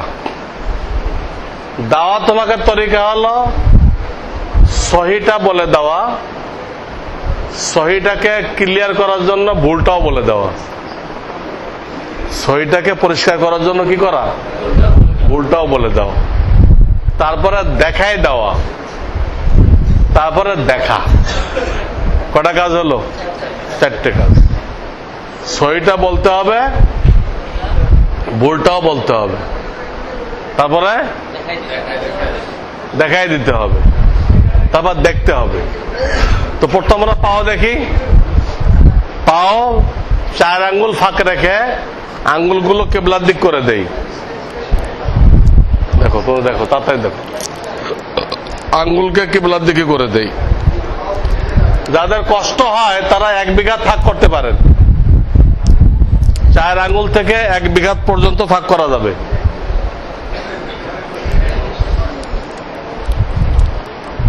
তাড়াতাড়ি দেখেন, নামাজে দাঁড়ায় পয়লা কাজই এটা। এরপরে ইকামতের সময় হাত ছাড়ি দিয়ে দাঁড়াইতে হবে। অনেকে ইকামতের সময় হাত বাঁধে না, এটা মাকরু। হাত ছাড়ি দিয়ে দাঁড়াইতে হবে, এটা হলো ঠিক। পায়ের ভিতরে ভুল কোনটা? 2 পাও সহি হলো 2 পাও কিবলার দিকে রাখা, আর ভুল কোনটা? 2 দিক দেখো। এরপরে ইকামতের সময় হাত ছাড়ি দিতে হবে, ভুল কোনটা? বেঁধে রাখা। 3 নম্বর, ইকামতের উত্তর দিতে হবে। ইকামতের চুপচাপ দাঁড়িয়ে থাকলে হবে না, চুপচাপ দাঁড়িয়ে থাকা ভুল। তারপরে আসেন, ইকামত শেষ, হাত তুলবো না। এই হাত তুলতে যে একটা ভুল হয়। কি ভুল? অনেকে হাত উঁচু করতে থাকে আর মাথা নিচু করতে থাকে, এটা একদম মাকরু তাহরিমা। মাথা মাথার জায়গায়, চেহারা কিবলার দিকে, দৃষ্টি সিজদার জায়গায়। চেহারা কোন দিকে? দৃষ্টি সিজদার জায়গায়। হাত নিয়ে আসবেন, কিন্তু লোকেরা করে কি, হাত উঠাইতে থাকে আর মাথা নিচু করে, এরকম করে। আমার দিক তাকান, করে কিনা? এটা মাকরু তাহরিমা, সাংঘাতিক ভুল। এরপরে কাজ হলো হাত তুলতে হবে। কিভাবে? বৃদ্ধাঙ্গুলের মাথা কানের লতি বরাবর, আর তালু সামনের দিকে, কিবলার দিকে। বৃদ্ধাঙ্গুলের মাথা কানের লতি বরাবর। সম্পূর্ণ তালু কোন দিকে? কিবলার দিকে। পশ্চিম দিকে দেওয়ালে হাত মারলে আপনার হাত কেমন হবে? আঙ্গুলগুলো স্বাভাবিক রাখেন। নামাজে রুকুতে আঙ্গুলগুলো ফাঁক রাখতে হয়, সিজদাতে মিলাইতে হয়, এই ছাড়া স্বাভাবিক। নামাজে রুকুতে আঙ্গুল কি করতে হয়? ফাঁক রাখতে হয়, সিজদায় মিলাই দিতে হয়। এই 2 জায়গায় ছাড়া আঙ্গুল স্বাভাবিক। আঙ্গুলের মাথা আকাশের দিকে, আঙ্গুলের মাথা আকাশের দিকে। হাত তোলা পরে দুটা কাজ, নামাজের নিয়ত, ইক্তেদার নিয়ত। কটা কাজ? নামাজের নিয়ত, আমি ফজরের 2 রাকাত ফরজ এই ইমামের পিছনে পড়তেছি, এটুক নিয়ত। ওই যে নাওয়াইতুয়ান কই বিরাট একটা লিখছে, এটা কে বা কার লিখছে আল্লাহ ভালো জানে। এটা শরীয়তের কিছু না, এটা শরীয়তের কিছু না, কোনো জরুরি না, ওর অর্থ মেলে না। নিয়তের মধ্যে আবার কিবলামুখী ঢুকাইছে, নিয়ত ভিন্ন, কিবলামুখী ভিন্ন। এজন্য বাংলায় নিয়ত করেন, আলেমরা আরবিতে নিয়ত করেন, আরবিতে করা জরুরি না। তাহলে হাত তোলা পরে কয়টা কাজ? দুটা কাজ। ইমাম তাকবীর দেওয়ার পরে আমরা দিব। এখানে ভুল কি?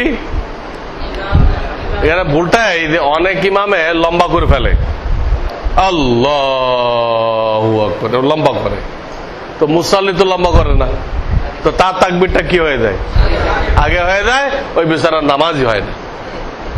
তাহলে ইমাম কি কাজটা করলো? 5,000 টাকা বেতন খাইলো, মুসাল্লিদের নামাজগুলো নষ্ট করে দিল। এই হলো ওনার চাকরি, 5,000 টাকা বেতন খাওয়া আর মুসাল্লিদের নামাজ নষ্ট করা। নামাজ শেখে নাই, ড্রাইভিং না শিখে ড্রাইভ করলে গাড়িও শেষ, ড্রাইভারও শেষ, যাত্রীও শেষ। ইমামতি না শিখে ইমামতি করলে মুসাল্লিদের নামাজ নষ্ট করে দেওয়া হয়। এই জন্য কোন ইমাম টান দিবে না, একালিম আল্লাহু আকবার, এইভাবে যে বানবেন, সরাসরি বানবেন, তাকবীর দিয়ে হাত বানবেন সরাসরি। সরাসরি কেন করলাম? ভুল কি এখানে? অনেক হাতটাকে ঝুলাই দেয়, ঝুলাই দিয়ে তারপর বাঁধে। এটা শাফি মাযহাবে আছে, হানাফি মাযহাবে নেই। এটা আমাদের মাযহাবে সরাসরি বাঁধতে হবে। কোথায় বাঁধবেন? হাতটা নাভির নিচে, নাভি হাতের উপরে থাকবে। কেমনে বাঁধবেন? ডাইন হাতের কিনারের 2 আঙ্গুল দিয়ে বা আমাদের কবজি ধরেন, আর 3 আঙ্গুল বিছায় রাখেন। এবার এই বাঁধা অবস্থায় হাত যত নিচে যায় তত নিচে নিয়ে যান। হাত বাঁধা অবস্থায় যতটা নিচে যায়, আবার তোলেন তো, সরাসরি বাঁধতে হবে।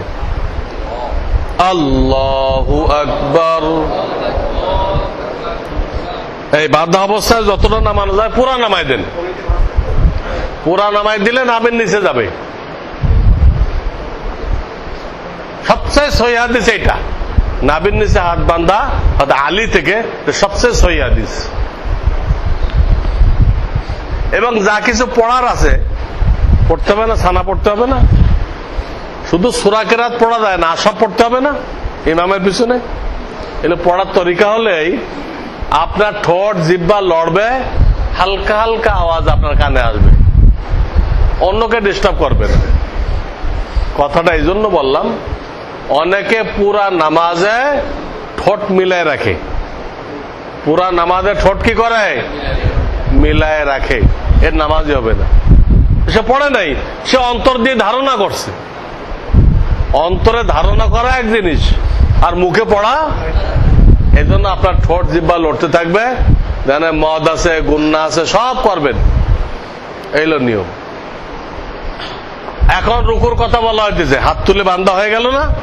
এখন রুকুর কথা। তাকবীর দিয়ে রুকুতে যাবেন, রুকুতে যাবেন, হাঁটুতে ধরবেন, আঙ্গুল ফাঁক থাকবে, আর হাত একদম সোজা থাকবে।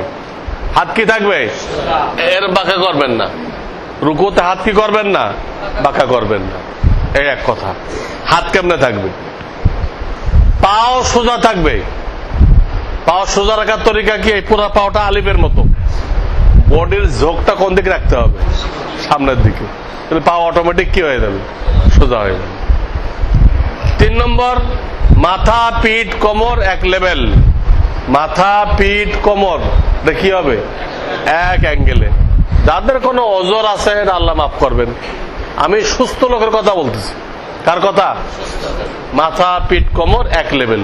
যে মাথা উঁচা হয় তাও মাকরু, যে মাথা নিচু হয়ে যায় তাও মাকরু। এটা অন্যকে দেখাইতে হবে, একা একা পারা যাবে না। এবং রুকুর ব্যাপারে এই মশলা মনে করে রাখি, রুকু করা ফরজ। রুকুতে এক তসবিহ বিলম্ব করা ওয়াজিব। তসবিহ কাকে বলে? সুবহান রাব্বিয়াল আযীম, সুবহান রাব্বিয়াল আলা, এগুলোকে কি বলে? তসবিহ বলে। এতটুকু দেরি করা ওয়াজিব। রুকুতে সোজা হওয়া ওয়াজিব। সোজা হওয়ার পরে এক তসবিহ বিলম্ব করা আর একটা ওয়াজিব। ওই যে ইমাম এক তসবিহ দেরি করবে, তখন আমরা পড়বো কি? রব্বানা। ইমামে সামি আল্লাহর সাথে পড়বো না, কিন্তু আমরা ইমামে সামি আল্লাহর সাথে না। ইমাম যখন দাঁড়ায় এক তসবিহ দেরি করবে, তখন আমরা কি পড়বো? রব্বানা লাকাল হামদ। এই যে মশলাটা বললাম, ওটা সেজদাতেও খাটবে। রুকু করা ফরজ, রুকুতে এক তসবিহ দেরি করা ওয়াজিব, সোজা হয়ে দাঁড়ানো ওয়াজিব, দাঁড়ানোর পরে এক তসবিহ দেরি করা, সেজদাও খাটাতে পারবে। সেজদা করা ফরজ, সেজদাতে এক তসবিহ দেরি করা ওয়াজিব, সোজা হয়ে বসা ওয়াজিব, বসার পরে এক তসবিহ দেরি করা ওয়াজিব। এই মশলাটা এই জন্য বললাম, অনেক ভাই আছে রুকুর থেকে অল্প একটু উঠে চলে যায়, অল্প একটু উঠে সেজদায় চলে যায়, তো তার অনেকগুলো ওয়াজিব তরক হয়ে যায়, তার নামাজ হবে না। এখন আমি তাকবীর দিলে আপনারা রুকুতে চলে যাবেন, আপনারা তাকবীর দিবেন, যে রুকুতে চলে যাবেন। আল্লাহু আকবার। হ্যাঁ, ঘাড় মোমের মতো নরম করে দেন, আর না ঠিক করা যাবে না। ঘাড়কে মোমের মতো নরম করে না দিলে ঠিক করা যাবে না। আমাদের ভাইরা দেখেন, হ্যাঁ, কারোর মাথা উঁচু হয়ে গেছে, কারোর মাথা উঁচু হয়ে গেছে, কারো মাথা নিচু হয়ে গেছে। এবং আমাদের ভাইরা একটা নিচু হয়ে দেখবেন কোন সোজা আছে না বাঁকা হয়ে গেছে, আঙ্গুল মিলানো না ফাঁকা, আঙ্গুল ফাঁকা হইতে হবে, এটাও দেখেন। আঙ্গুল ফাঁকা থাকবে, নজর এখন দুই পায়ের মাঝখানে, রুকুতে নজর দুই পায়ের মাঝখানে। তিনবার পড়েন সুবহান রাব্বিয়াল আযীম, সুবহান রাব্বিয়াল আযীম। এই যে কারো মাথা উঁচু হয়ে গেছে, ঠিক করেন না কেন? ঘাড় নরম করেন, ঘাড় মোমের মতো নরম করেন। হ্যাঁ, মাথা কারো উঁচু হয়ে গেছে, কারো নিচু হয়ে গেছে, অনেকের মাথা নিচু হয়ে গেছে। এটা বারবার একজন আরেকজনকে দেখাইতে হবে। সামিআ আল্লাহু লিমান হামিদা। মাশাআল্লাহ, মাশাআল্লাহ। এই রুকু হয়ে গেল। এখন রুকুর থেকে যাওয়া আর উঠা দেখাইবো। রুকুর থেকে সিজদায় যাওয়া আর উঠা, তারপরে সিজদা দেখাইবো। আপনারা একালিপ টাইনে আল্লাহু আকবার, একালিপ টাইনে সিনা সোজা রেখে বসবেন, সিনা সোজা রেখে বসবেন। পয়লা কাতার আল্লাহু আকবার, পয়লা কাতার, দ্বিতীয় কাতার আল্লাহু আকবার, শুধু বসেন। তৃতীয় কাতার আল্লাহু আকবার, আপনারা আল্লাহু আকবার বলবেন, একালিপ টাইনে বসবেন, সিনা যেন বাঁকা না হয়, সিনা সোজা থাকবে। আল্লাহু আকবার, তারপরে কাতার আল্লাহু আকবার, আল্লাহু আকবার, আল্লাহু আকবার, সিনা সোজা করে। সিনা ঝুঁকাইতে ঝুঁকাইতে গেলে রুকু বেড়ে যায়।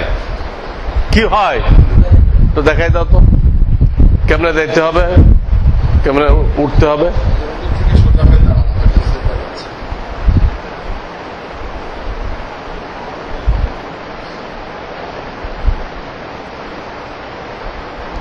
সিনা সোজা ছিল কিনা? ছিল। এবার ভুলটা দেখাইতে, ভুল।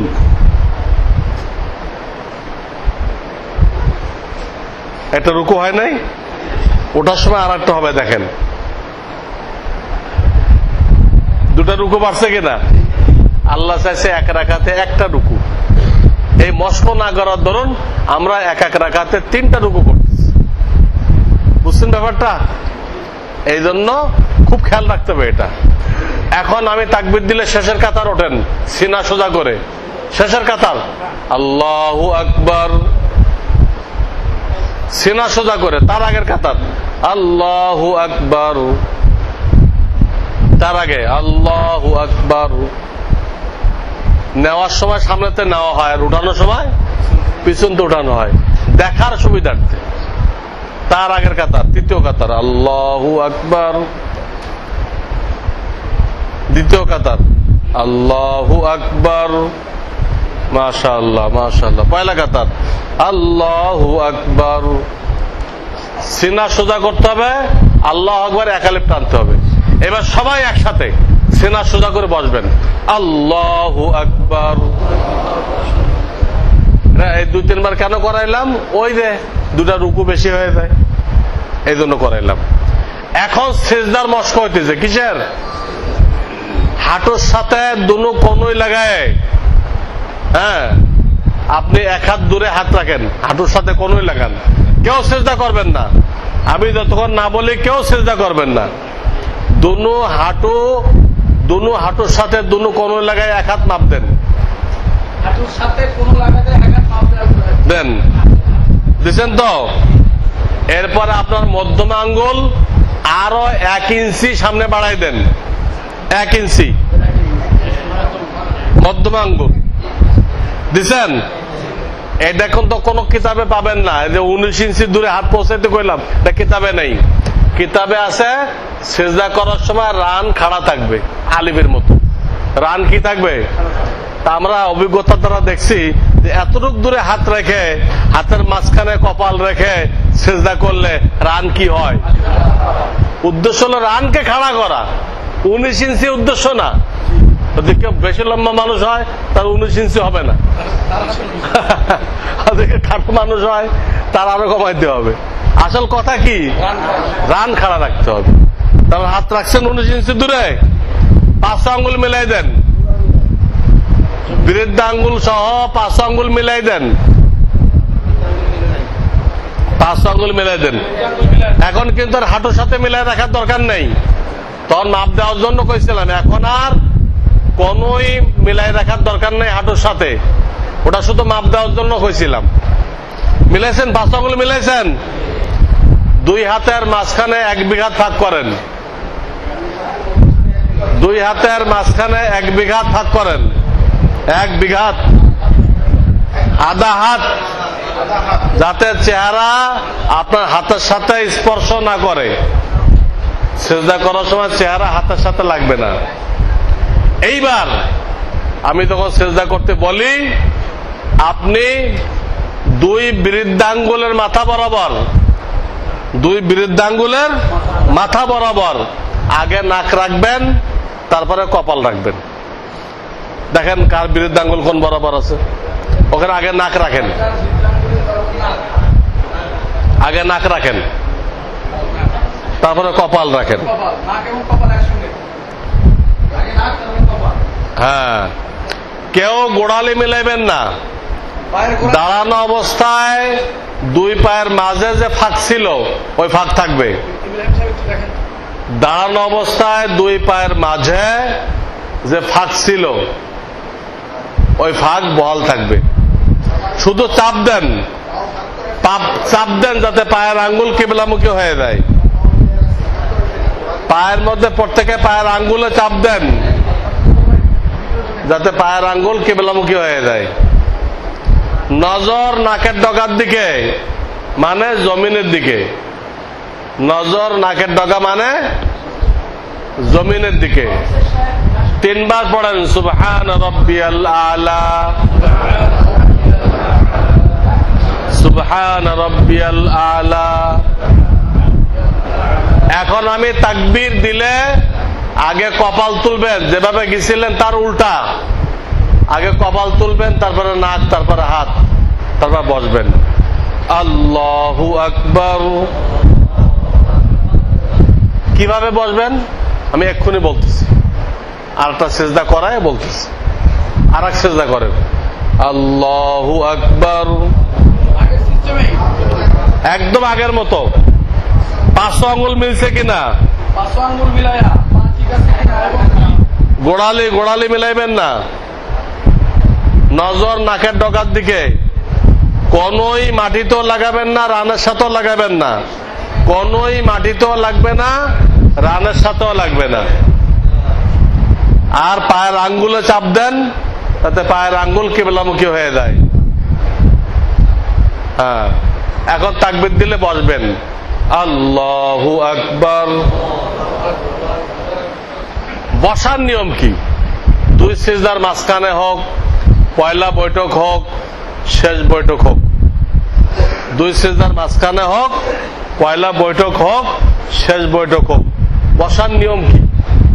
বাম পাও বিছায় বসতে হবে, ডাইন পাও খাড়া রাখতে হবে, একদম খাড়া, একটা কাড়া বেঁকা না, এবং ডাইন পায়ের আঙ্গুল কিবলার দিকে বাঁকা করে দিতে হবে, মোড়াই দিতে হবে। মাথা মেরুদণ্ড সোজা রাখেন, কুজু হয়ে না, মাথা মেরুদণ্ড সোজা রাখেন। নজর দুই হাঁটুর মাঝখানে, কোল যে বলে ওই কোলের অর্থ এটা।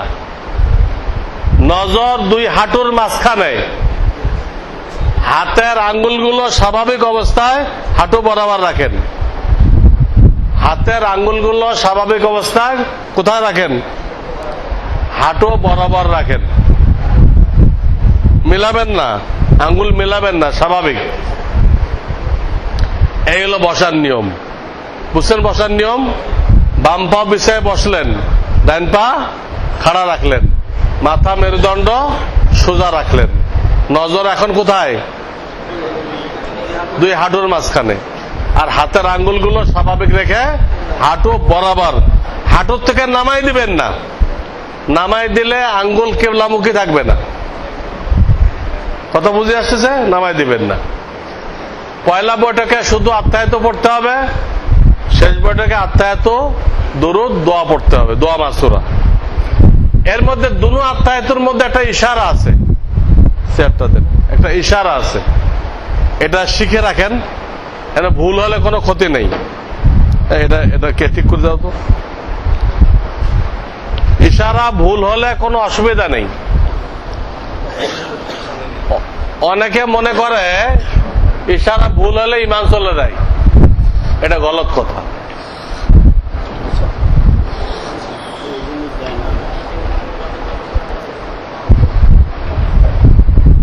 এইভাবেও দেওয়া যায়, দেখি, তাহলে ওনাদের ডিস্টার্ব হবে না।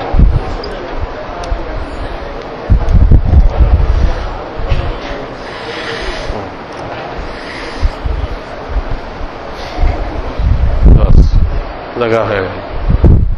ইশারা ভুল হলে কোনো ক্ষতি নেই। ইশারা করার তরিকা কি? আসসালামু আলাইনা ওয়া আলা ইবাদিল্লাহিস সালিহিন আশহাদু। এই আশহাদু বলার সময় 1 সেকেন্ডের মধ্যে আপনি মধ্যমা আর বিরিদ্ধা দিয়ে বৃত্ত বানাবেন, আর কনিষ্ঠ অনামিকাকে মুট করবেন, শাহাদাতকে রেখে দিবেন। 1 সেকেন্ড। এই দেখেন, আশহাদু, আমার হাতে আশহাদু, এই রেখে দেন। আল্লাহ ইলাহা, তখন একটু উঁচা করেন, বেশি না, আকাশের দিকে না, কিবলার দিকে। আঙ্গুলের মাথা কোন দিকে? কিবলার দিকে। সামান্য উঁচা করেন। কখন? লা ইলাহা ইল্লাল্লাহ বলার সময় সামান্য নামাই দেন, হাঁটুর সাথে লাগাবেন না, সামান্য উঠাইবেনও, সামান্য নামাইবেনও। লা ইলাহা মানে কি? কোন মাবুদ নেই, কোন, এটুক কয়ে যদি কেউ মরে যায় তাহলে তো কুফরি কথা। কোন মাবুদ নেই, কুফরি কথা না এটা। এর ইল্লাল্লাহ বলার আগেই দম শেষ। এই জন্য আল্লাহ দয়া করে এই ইশারাটা রাখছে। এই ইশারাটা হলো ইল্লাল্লাহ, আঙ্গুল উঁচু করা, এটা কি? কোন মাবুদ নেই, কিন্তু আমার ওই আল্লাহ ঠিক আছে, উনি আছে। পরে মুখে যখন বলতেছেন ইল্লাল্লাহ, তো ওটার দরকার নেই।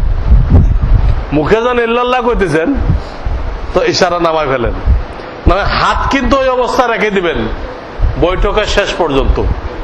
বৈঠকের শেষ পর্যন্ত হাত রেখে দিবেন, এটা ছেড়ে দিবেন না। বুঝে আসলে এটা? আপনাকে এটা করতে পারছেন এরকম? আমাদের ভাইরা দেখছেন সবাই পারছে কিনা? আশহাদু, 1 সেকেন্ড, আশহাদু। হ্যাঁ, আল্লাহ ইলাহা ইল্লাল্লাহু ওয়া আশহাদু আন্না মুহাম্মাদান আবদুহু ওয়া রাসূলুহু। এই হয়ে গেল। এখন সালাম। সালামের মসলা কি? প্রথম কাজ হলো দুনু সালামে নিয়ত করবেন।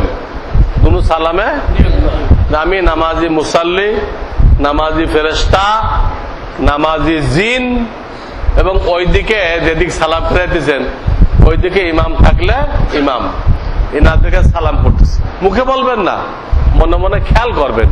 খেয়াল করতে লাগবে 1 সেকেন্ড।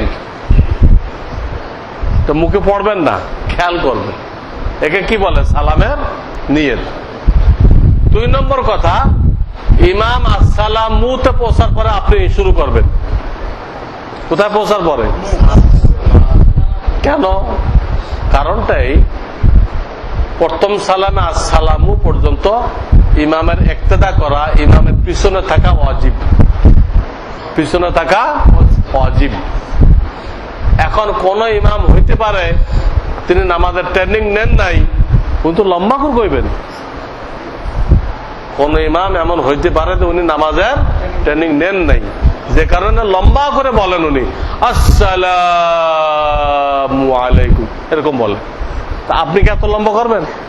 করবেন না। না করলে আপনার মুটা ওনার আসসালাম মুর আগে চলে যাবে। তখন অনেক ফুকাহাদের নিকটে আপনার নামাজ ভেঙে যাবে। যদিও ফতোয়া তারপর না, ফতোয়া হলো আপনার নামাজ মাকরু তাহরিমা হয়ে যাবে। কি হবে? মাকরু। এই মাকরু তাহরিমাতে বাঁচার জন্য কি বলা হইতেছে? যে ইমাম আসসালামুতে পৌঁছার পরে আপনি শুরু করুন। কথাটা ক্লিয়ার? তারপরে দুনু সালামে আসসালামু পর্যন্ত দুনু সালামে আপনার চেহারা কিবলা দিক থাকে। ওই হাদিস কান রাসূলুল্লাহ সাল্লাল্লাহু আলাইহি ওয়াসাল্লাম ইউসাল্লিমু তিলকা ওয়াজহিহি। এই হাদিস দুনু সালামে আসসালামু পর্যন্ত চেহারা কোন দিকে?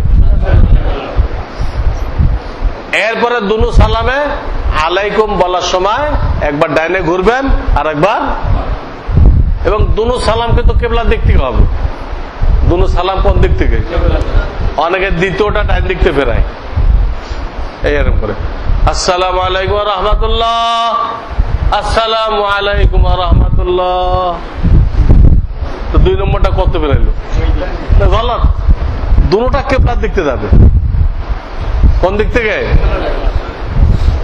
এই। আর দুনু সালামে নজর কোন দিকে থাকবে? কাদের দিকে থাকবে। কাদের দিকে। আর দ্বিতীয় সালামের আওয়াজ একটু আস্তে হবে। দ্বিতীয় সালামের আওয়াজ কি হবে? আস্তে হবে। এখন আপনারা মস্ক করেন, সালাম ফিরান, মনে মনে নিয়ত করেন। করে প্রত্যেকে একটা কথা বলে রাখি, আসসালামু আলাইকুম ওয়া রাহমাতুল্লাহ। এই রহমাতুল্লাহর ভিতরে তাজবিদের কায়দা অনুযায়ী 3 আলিফ টানা যায়। কয় আলিফ? কিন্তু একটা হাদিসের কারণে টানা যাবে না, 1 আলিফ টানতে হবে। এই হাদিসটা কোথায় পাবেন? তিরমিজি শরীফে বাবু হসফিস সালাম।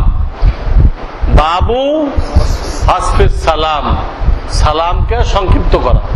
ওই হাদিসের কারণে রহমাতুল্লাহর ভিতরে মধ্যে আরজি হওয়ার কারণে যদিও 3 আলিফ টানা যাইত, কিন্তু কত টানতে হবে? 1 আলিফ। এখন সালাম ফিরান। আসসালাম, ডান দিক সালাম ফিরান। আসসালামু আলাইকুম ওয়া রাহমাতুল্লাহ। এইবার চুপচাপ সামনে আসেন, চেহারা সামনে আনেন, আনে ছোট আওয়াজে আর এক সালাম ফিরান। আসসালামু আলাইকুম ওয়া রাহমাতুল্লাহ। খেয়াল করছেন? আমারটাও দেখেন। আসসালামু আলাইকুম ওয়া রাহমাতুল্লাহ। আসসালামু আলাইকুম ওয়া রাহমাতুল্লাহ। খেয়াল করছেন? এইভাবে সালাম বেরোতে হবে। এইভাবে সালাম বেরোতে। যদি আপনার 2-1 রাকাত ছুটে থাকে, ছোটেন অনেক সময় 2-1 রাকাত, কখন ওঠেন আপনারা? যেই দ্বিতীয় সালাম আরম্ভ করে ইমাম, সেই আপনারা উঠে যান। এটা সঠিক নিয়ম না। সঠিক নিয়ম হলো ইমাম দুদিক সালাম ফেরাইবে, এরপরও আপনি একটু দেরি করবেন যে ইমামের সিজদায় সহ করার কোনো লক্ষণ আছে কিনা। দেখেন যে কোনো লক্ষণ নেই, তখন উঠবেন। কারণ যদি ইমাম সিজদায় সহ করতে ভুলে যায়, এই অবস্থায় দুদিক সালাম ফেরাইছে, তখনও সিজদায় সহ করার অবকাশ থাকে। কারণ আপনি দ্বিতীয় সালাম শুনে দাঁড়ায় গেছেন, দাঁড়ায় সূরা ফাতিহা পড়ে লইছেন, এখন দেখেন আপনার ইমাম কি করতেছে, তাকবীর দিয়ে সবাই লয়ে কোথায় গেছে, সিজদায় গেছে। তাহলে আপনারা ওই সূরা ফাতিহা থুয়ে কি করতে হবে, সিজদায় আসতে হবে। এই সমস্যা এড়ানোর জন্য বলা হয়েছে আগে তো উঠবাই না, বসে থাকো, আগে দেখো সিজদা সহ করার কোনো ভাব লক্ষণ আছে কিনা, তারপরে ওঠো। বুঝছেন কথা? সালাম শেষ, ইমামের ইক্তেদা শেষ, এটা আল্লাহর বহুত বড় দয়া। যদি সালাম শেষ হওয়ার সাথে সাথে ইক্তেদা শেষ না হইতো তাহলে মহা মুসিবত হইত। সালাম শেষ করে ইমাম টয়লেটে গেছে, আমাদের সবাই টয়লেটে যাইতে হইত। এই জন্য সালাম শেষ, ইক্তেদা শেষ। ইক্তেদা শেষ রইল মোনাজাত, এটা একটা ভিন্ন জিনিস, এটা মুস্তাহাব। এটা কি? এটা বেদাত কওয়া ঠিক না, ওয়াজিব ওয়াজিব কওয়া ঠিক না। মুফতি ফয়জুল্লাহ সাহেব যে বেদাত করেছেন, আমাদের এই মোনাজাত কেনা। ওখানে এক মৌলানা ছিল, তার নাম শেরে বাংলা। কি নাম? এর দলবল ছিল। তো তার কাজ ছিল কেউ মোনাজাত না করলে তার বেদ দিয়ে পিটাইতে পিটাইতে শোয়াই ফেলতো। নামাজে পরে মোনাজাত না করতো তো পিটাইতে পিটাইতে শোয়াই ফেলতো। এই অবস্থা দেখে উনি মোনাজাত, ওইরকম মোনাজাতকে কি বললেন? পিটানো মোনাজাত, বেদাত কইলেন। কিন্তু অনেক লোক এই কথাটা বুঝতে পারে নাই, তারা এটা নিয়ে সব জায়গায় লাগাইছে। জানে পিটায় না, চলে গেলে কেউ কিছু কয় না, ওখান নিয়েও লাগাইছে। এটা বুঝার ভুল, বুঝার ভুল। মোনাজাত মুস্তাহাব, কিন্তু এখানে ইমামের ইক্তেদা নেই। কাজে আমাদের মুয়াজ্জিনরা যে ইক্তেদা করতে বাধ্য করে, করে না? আল্লাহুম্মা আমিন মানে কি? সবাই মোনাজাত ধরেন। আর বেহক্কে লা ইলাহা মানে কি? আর কেউ মোনাজাত করতে পারবেন না, তাড়াতাড়ি শেষ করেন। তাহলে ইক্তেদা করতে বাধ্য করলো না? এটা গলত, এখানে ইক্তেদা নেই। ইমাম শেষ করে দিছে, আপনার আল্লাহর সাথে কথা শেষ হয় নাই, আপনি শেষ করবেন কেন? ইমাম শেষ করে দিছে, দেখতেছেন আপনি, কিন্তু আল্লাহর সাথে আপনার কথা শেষ হয় নাই, আপনি বলতে থাকেন। বুঝছেন আমার কথা? ইমাম 5 মিনিট করছে, আপনি 1 মিনিট করেন।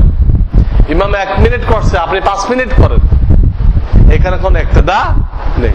তাহলে কোন মুয়াজ্জিন যেন বাধ্য না করে, ওগুলো বলার দরকার নেই।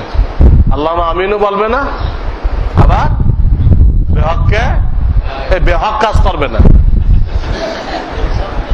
বেহক কাজ করবে না। আমাকে পর্যন্ত কইছে, ইমাম শেষ করে দিচ্ছে তো আমি তখনও মোনাজাত করতে আছি। এক লোক আছে, হুজুর মোনাজাত তো শেষ হয়ে গেছে। এবার কি হয়েছে? আমারটা শেষ হয় নাই, আমি আল্লাহর কাছে বলতে পেরেছি। বুঝছেন কথা? এখন আসেন মোনাজাত কিভাবে করবেন, সুন্নত তরিকা কি। সবাই সিনা বরাবর হাত তোলেন, সিনা, হাতের তালু আসমানের দিকে। হাতের তালু কোন দিকে? হাদিস আছে, লিয়ান্না সামা কিবলাতুদ দুআ, আসমান হলো দোয়ার কিবলা। লিয়ান্না সামা, ইবনে আব্বাস থেকে হাদিস। আকাশের দিক তোলেন, সিনা বরাবর আকাশের দিকে, 2 হাতের মাঝখানে সামান্য ফাঁক রাখেন। এই হলো সুন্নত তরিকা। তো দাওয়াতকে ভুলটা বলতে হবে না, না খালি সহিটা কইলে হবে? ভুলটাও কইতে হবে। 10 রকম ভুল লোকেরা আবিষ্কার করছে। কয় রকম? 10 রকম। কেউ মিলাই দেয়, কেউ বড় ফাঁক করে, কেউ সামনে ধরে, কেউ চেহারার সাথে ধরে, কেউ পেটের সাথে ধরে, পেটের সাথে, কেউ নমস্কার করে, কেউ দড়ি পাকায়, কেউ মুট করে রাখে। এই 10 রকম লোকেরা আবিষ্কার করছে, এর একটাও সুন্নত না। সুন্নত আমি যারা বললাম ওইটা। এইভাবে হাত তুলতে হবে। হাত তোলার পরে কিভাবে শুরু করবেন? হামদ ও সালাত। কিভাবে শুরু করবেন? হামদ ও সালাত। যেমন আলহামদুলিল্লাহ রাব্বিল আলামিন, আসসালাতু ওয়াসসালামু আলা সাইয়্যিদিল মুরসালিন, যে কোনো হামদ সালাত। এরপরে নিজের জন্য, বাপ মার জন্য, দেশবাসীর জন্য দোয়া করেন। শেষ করবেন কি দিয়ে? 2 জিনিস দ্বারা শুরু, 3 জিনিস দ্বারা শেষ। হামদ সালাত আমিন। শেষ কয় জিনিস দ্বারা? হামদ সালাত। ফুকাহায়ে কেরাম লিখছেন মোনাজাত যে হামদ সালাত দ্বারা শেষ করতে হবে, ওখানে এই আয়াতগুলো পড়া ভালো। কোন আয়াত? সুবহান রাব্বিকা রাব্বিল ইজ্জাতি আম্মা ইয়াসিফুন ওয়া সালামুন আলাল মুরসালিন আলহামদুলিল্লাহি রাব্বিল আলামিন। এর হামদ আছে, সালাত আছে। এরপরে আমিন বিরহমাতিকা ইয়া আরহামার রাহিমিন। মুখে মুছে দেওয়ার কি অর্থ? আমার দোয়া কবুল হয়ে গেছে। হ্যাঁ, আমি সেটা কি করলাম? গ্রহণ করে নিলাম, আল্লাহ কবুল করে নিয়েছেন। ইয়াকিনের সাথে দোয়া করতে হবে, সন্দেহের সাথে দোয়া করা জায়েজ নেই। সন্দেহের সাথে দোয়া করার অর্থ হলো আপনি ডিসির কাছে একটা দরখাস্ত লিখলেন। কার কাছে? ডিসির কাছে। কিন্তু শেষে আবার লিখলেন যে আমার যতদূর বিশ্বাস আমার এই দরখাস্তটা মঞ্জুর হবে না, এটাও লিখছেন আবার। তাহলে এটা পাস হবে? তো সন্দেহের সাথে দোয়া করা এরকম। তাহলে মোনাজাত আপনারা বুঝতে পারলেন? তাহলে আমাদের আল্লাহ আমিন দ্বারা শুরু করে, এটা গলত। আমিন কোথায় বলতে হবে? শেষে। আবার বেহকে লা ইলাহা দ্বারা শেষ করে, এটাও গলত। কারণ কোন হাদিসে লা ইলাহা দিয়ে আল্লাহ রসুল মোনাজাত শেষ করতে বলেন নাই, তিনি আমিন দ্বারা শেষ করতে বলেছেন। আল্লাহ তাআলা আমাদের সকলকে, হারদুই হুজুরে এই আমানত আমাদের কাছে দিয়ে গেছিলেন, আমরা বিভিন্ন খানা সফর করে এই আমানত আপনাদের কাছে পৌঁছায় দিচ্ছি। এখন আপনাদের দায়িত্ব এই আমানত অন্য ভাইয়ের কাছে। ইন্নাল্লাহ ইয়ামুরুকুম আন তুআদ্দুল আমানাতি ইলা আহলিহা। আমানত পাওনাদার কাছে পৌঁছায় দাও। ফরজাইন ইলম হলো আমানত। পাওনাদারকে যারা জানে না, যারা এই পৌঁছায় দাও আপনাদের দায়িত্ব।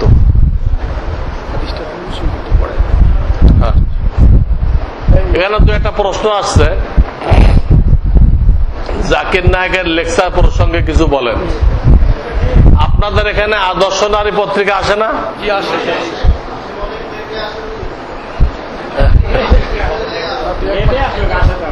না, যদি আমি প্রশ্ন করতাম যে টাইম মতো আসে না লেটে, তাহলে আপনার জবাবটা খাটতো। এখন যে জবাব দিচ্ছেন এটা খাটে নাই। আমি প্রশ্ন করছি যে আদর্শ নারী আসে কিনা, এর জবাব হলে আসে। দেরিতে আসলে কোনো ক্ষতি নেই। হ্যাঁ, এতে আপনাদের কোনো কাজা কাফারও লাগবে না, সহজে যাওয়া লাগবে না। এগুলো দিনের কথা, এগুলো সারা জীবন এক থাকবে। দেরিতে আসলেও মশলা কি থাকবে? ঠিক থাকবে।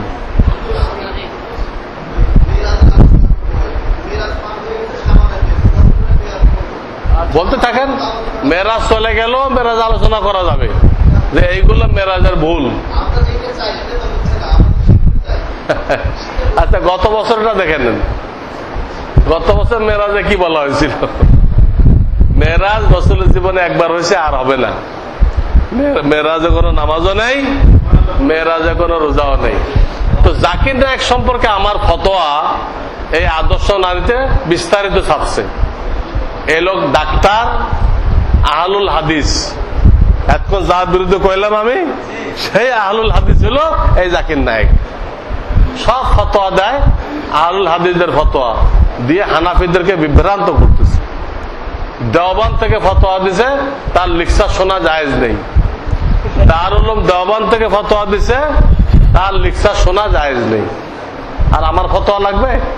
আমি দেওবন্দের ফতোয়া শোনাই দিলাম।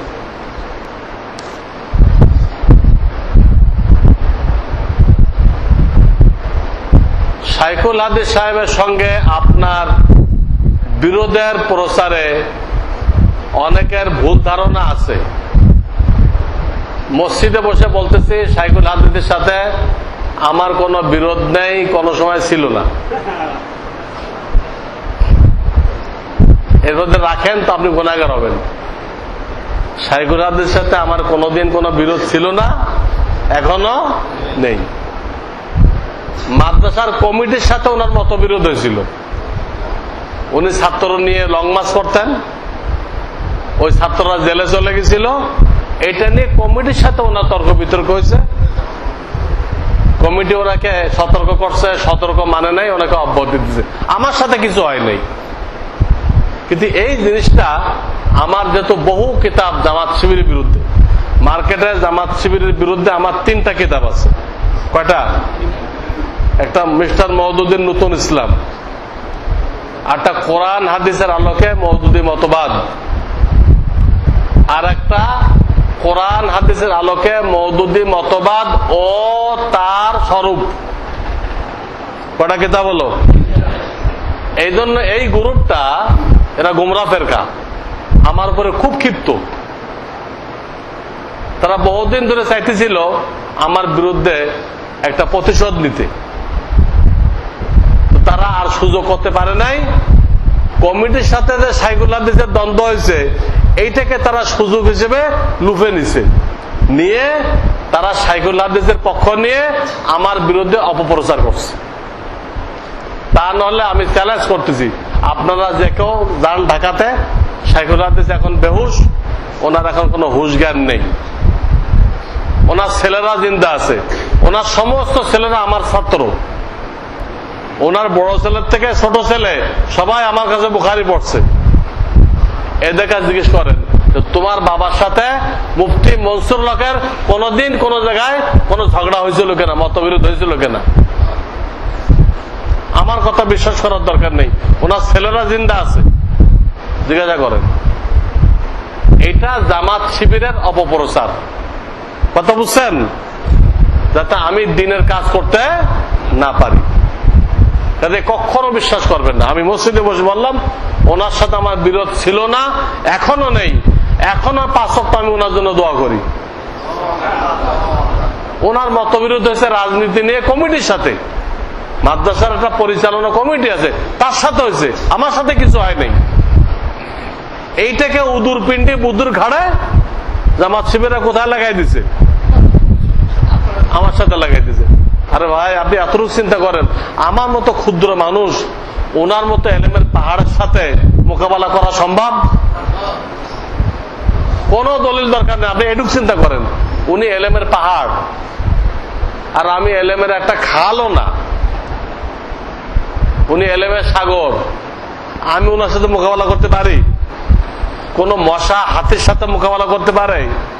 যদি কোনো পত্রিকায় লেখে, তা আপনি বিশ্বাস করবেন যে অমুক রাজশাহীতে হাতি আর মশায় মোকাবেলা হয়েছে, পরে হাতি শোচনীয় পরাজয় বরণ করছে? এটা যদি ইত্তেফাকে লিখে, আপনারা বিশ্বাস করবেন? এটা কিভাবে সম্ভব?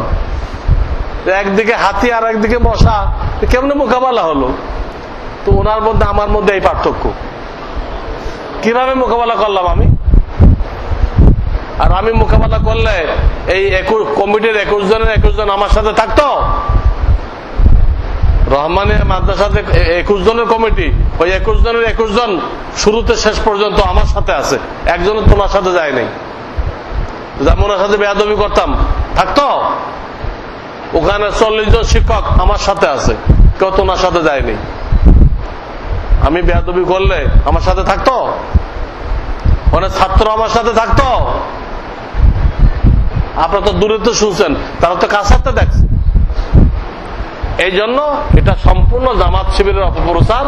আপনারা আল্লাহর রাস্তায় বিশ্বাস করবেন না। আর যার যাচাই করতে হয় যান, ওনার কয়েক ছেলে নাতি, 8-10 জন ছেলে নাতি, 8-10 জন রহমানে ভবনে দখল করে বসে আছে। যে বলেন যে কোন দিন কোন তারিখে তোমার বাবার সাথে মুফতি মনসুরুল হকের ইখতিলাফ হয়েছিল, জিজ্ঞেস করেন, জিজ্ঞাসা করেন, তারা বলুক অমুক দিন অমুক তারিখ হয়েছিল। সম্পূর্ণ অপপ্রচার জামাত শিবিরে। এরা দিনের দুশ্মন, এরা নবীদের দুশ্মন, এরা সাহাবায়ে কেরামের দুশ্মন। তারা এই কাজটা করছে, আর আপনারা পত্রিকার খবরকে ওহী মনে করে বিশ্বাস করছেন। পত্রিকার খবরকে ওহী মনে করে কি করছেন? বিশ্বাস করছেন। এখন একটা হাদিস পড়া হইতেছে, এরপর দোয়া হয়ে যাবে।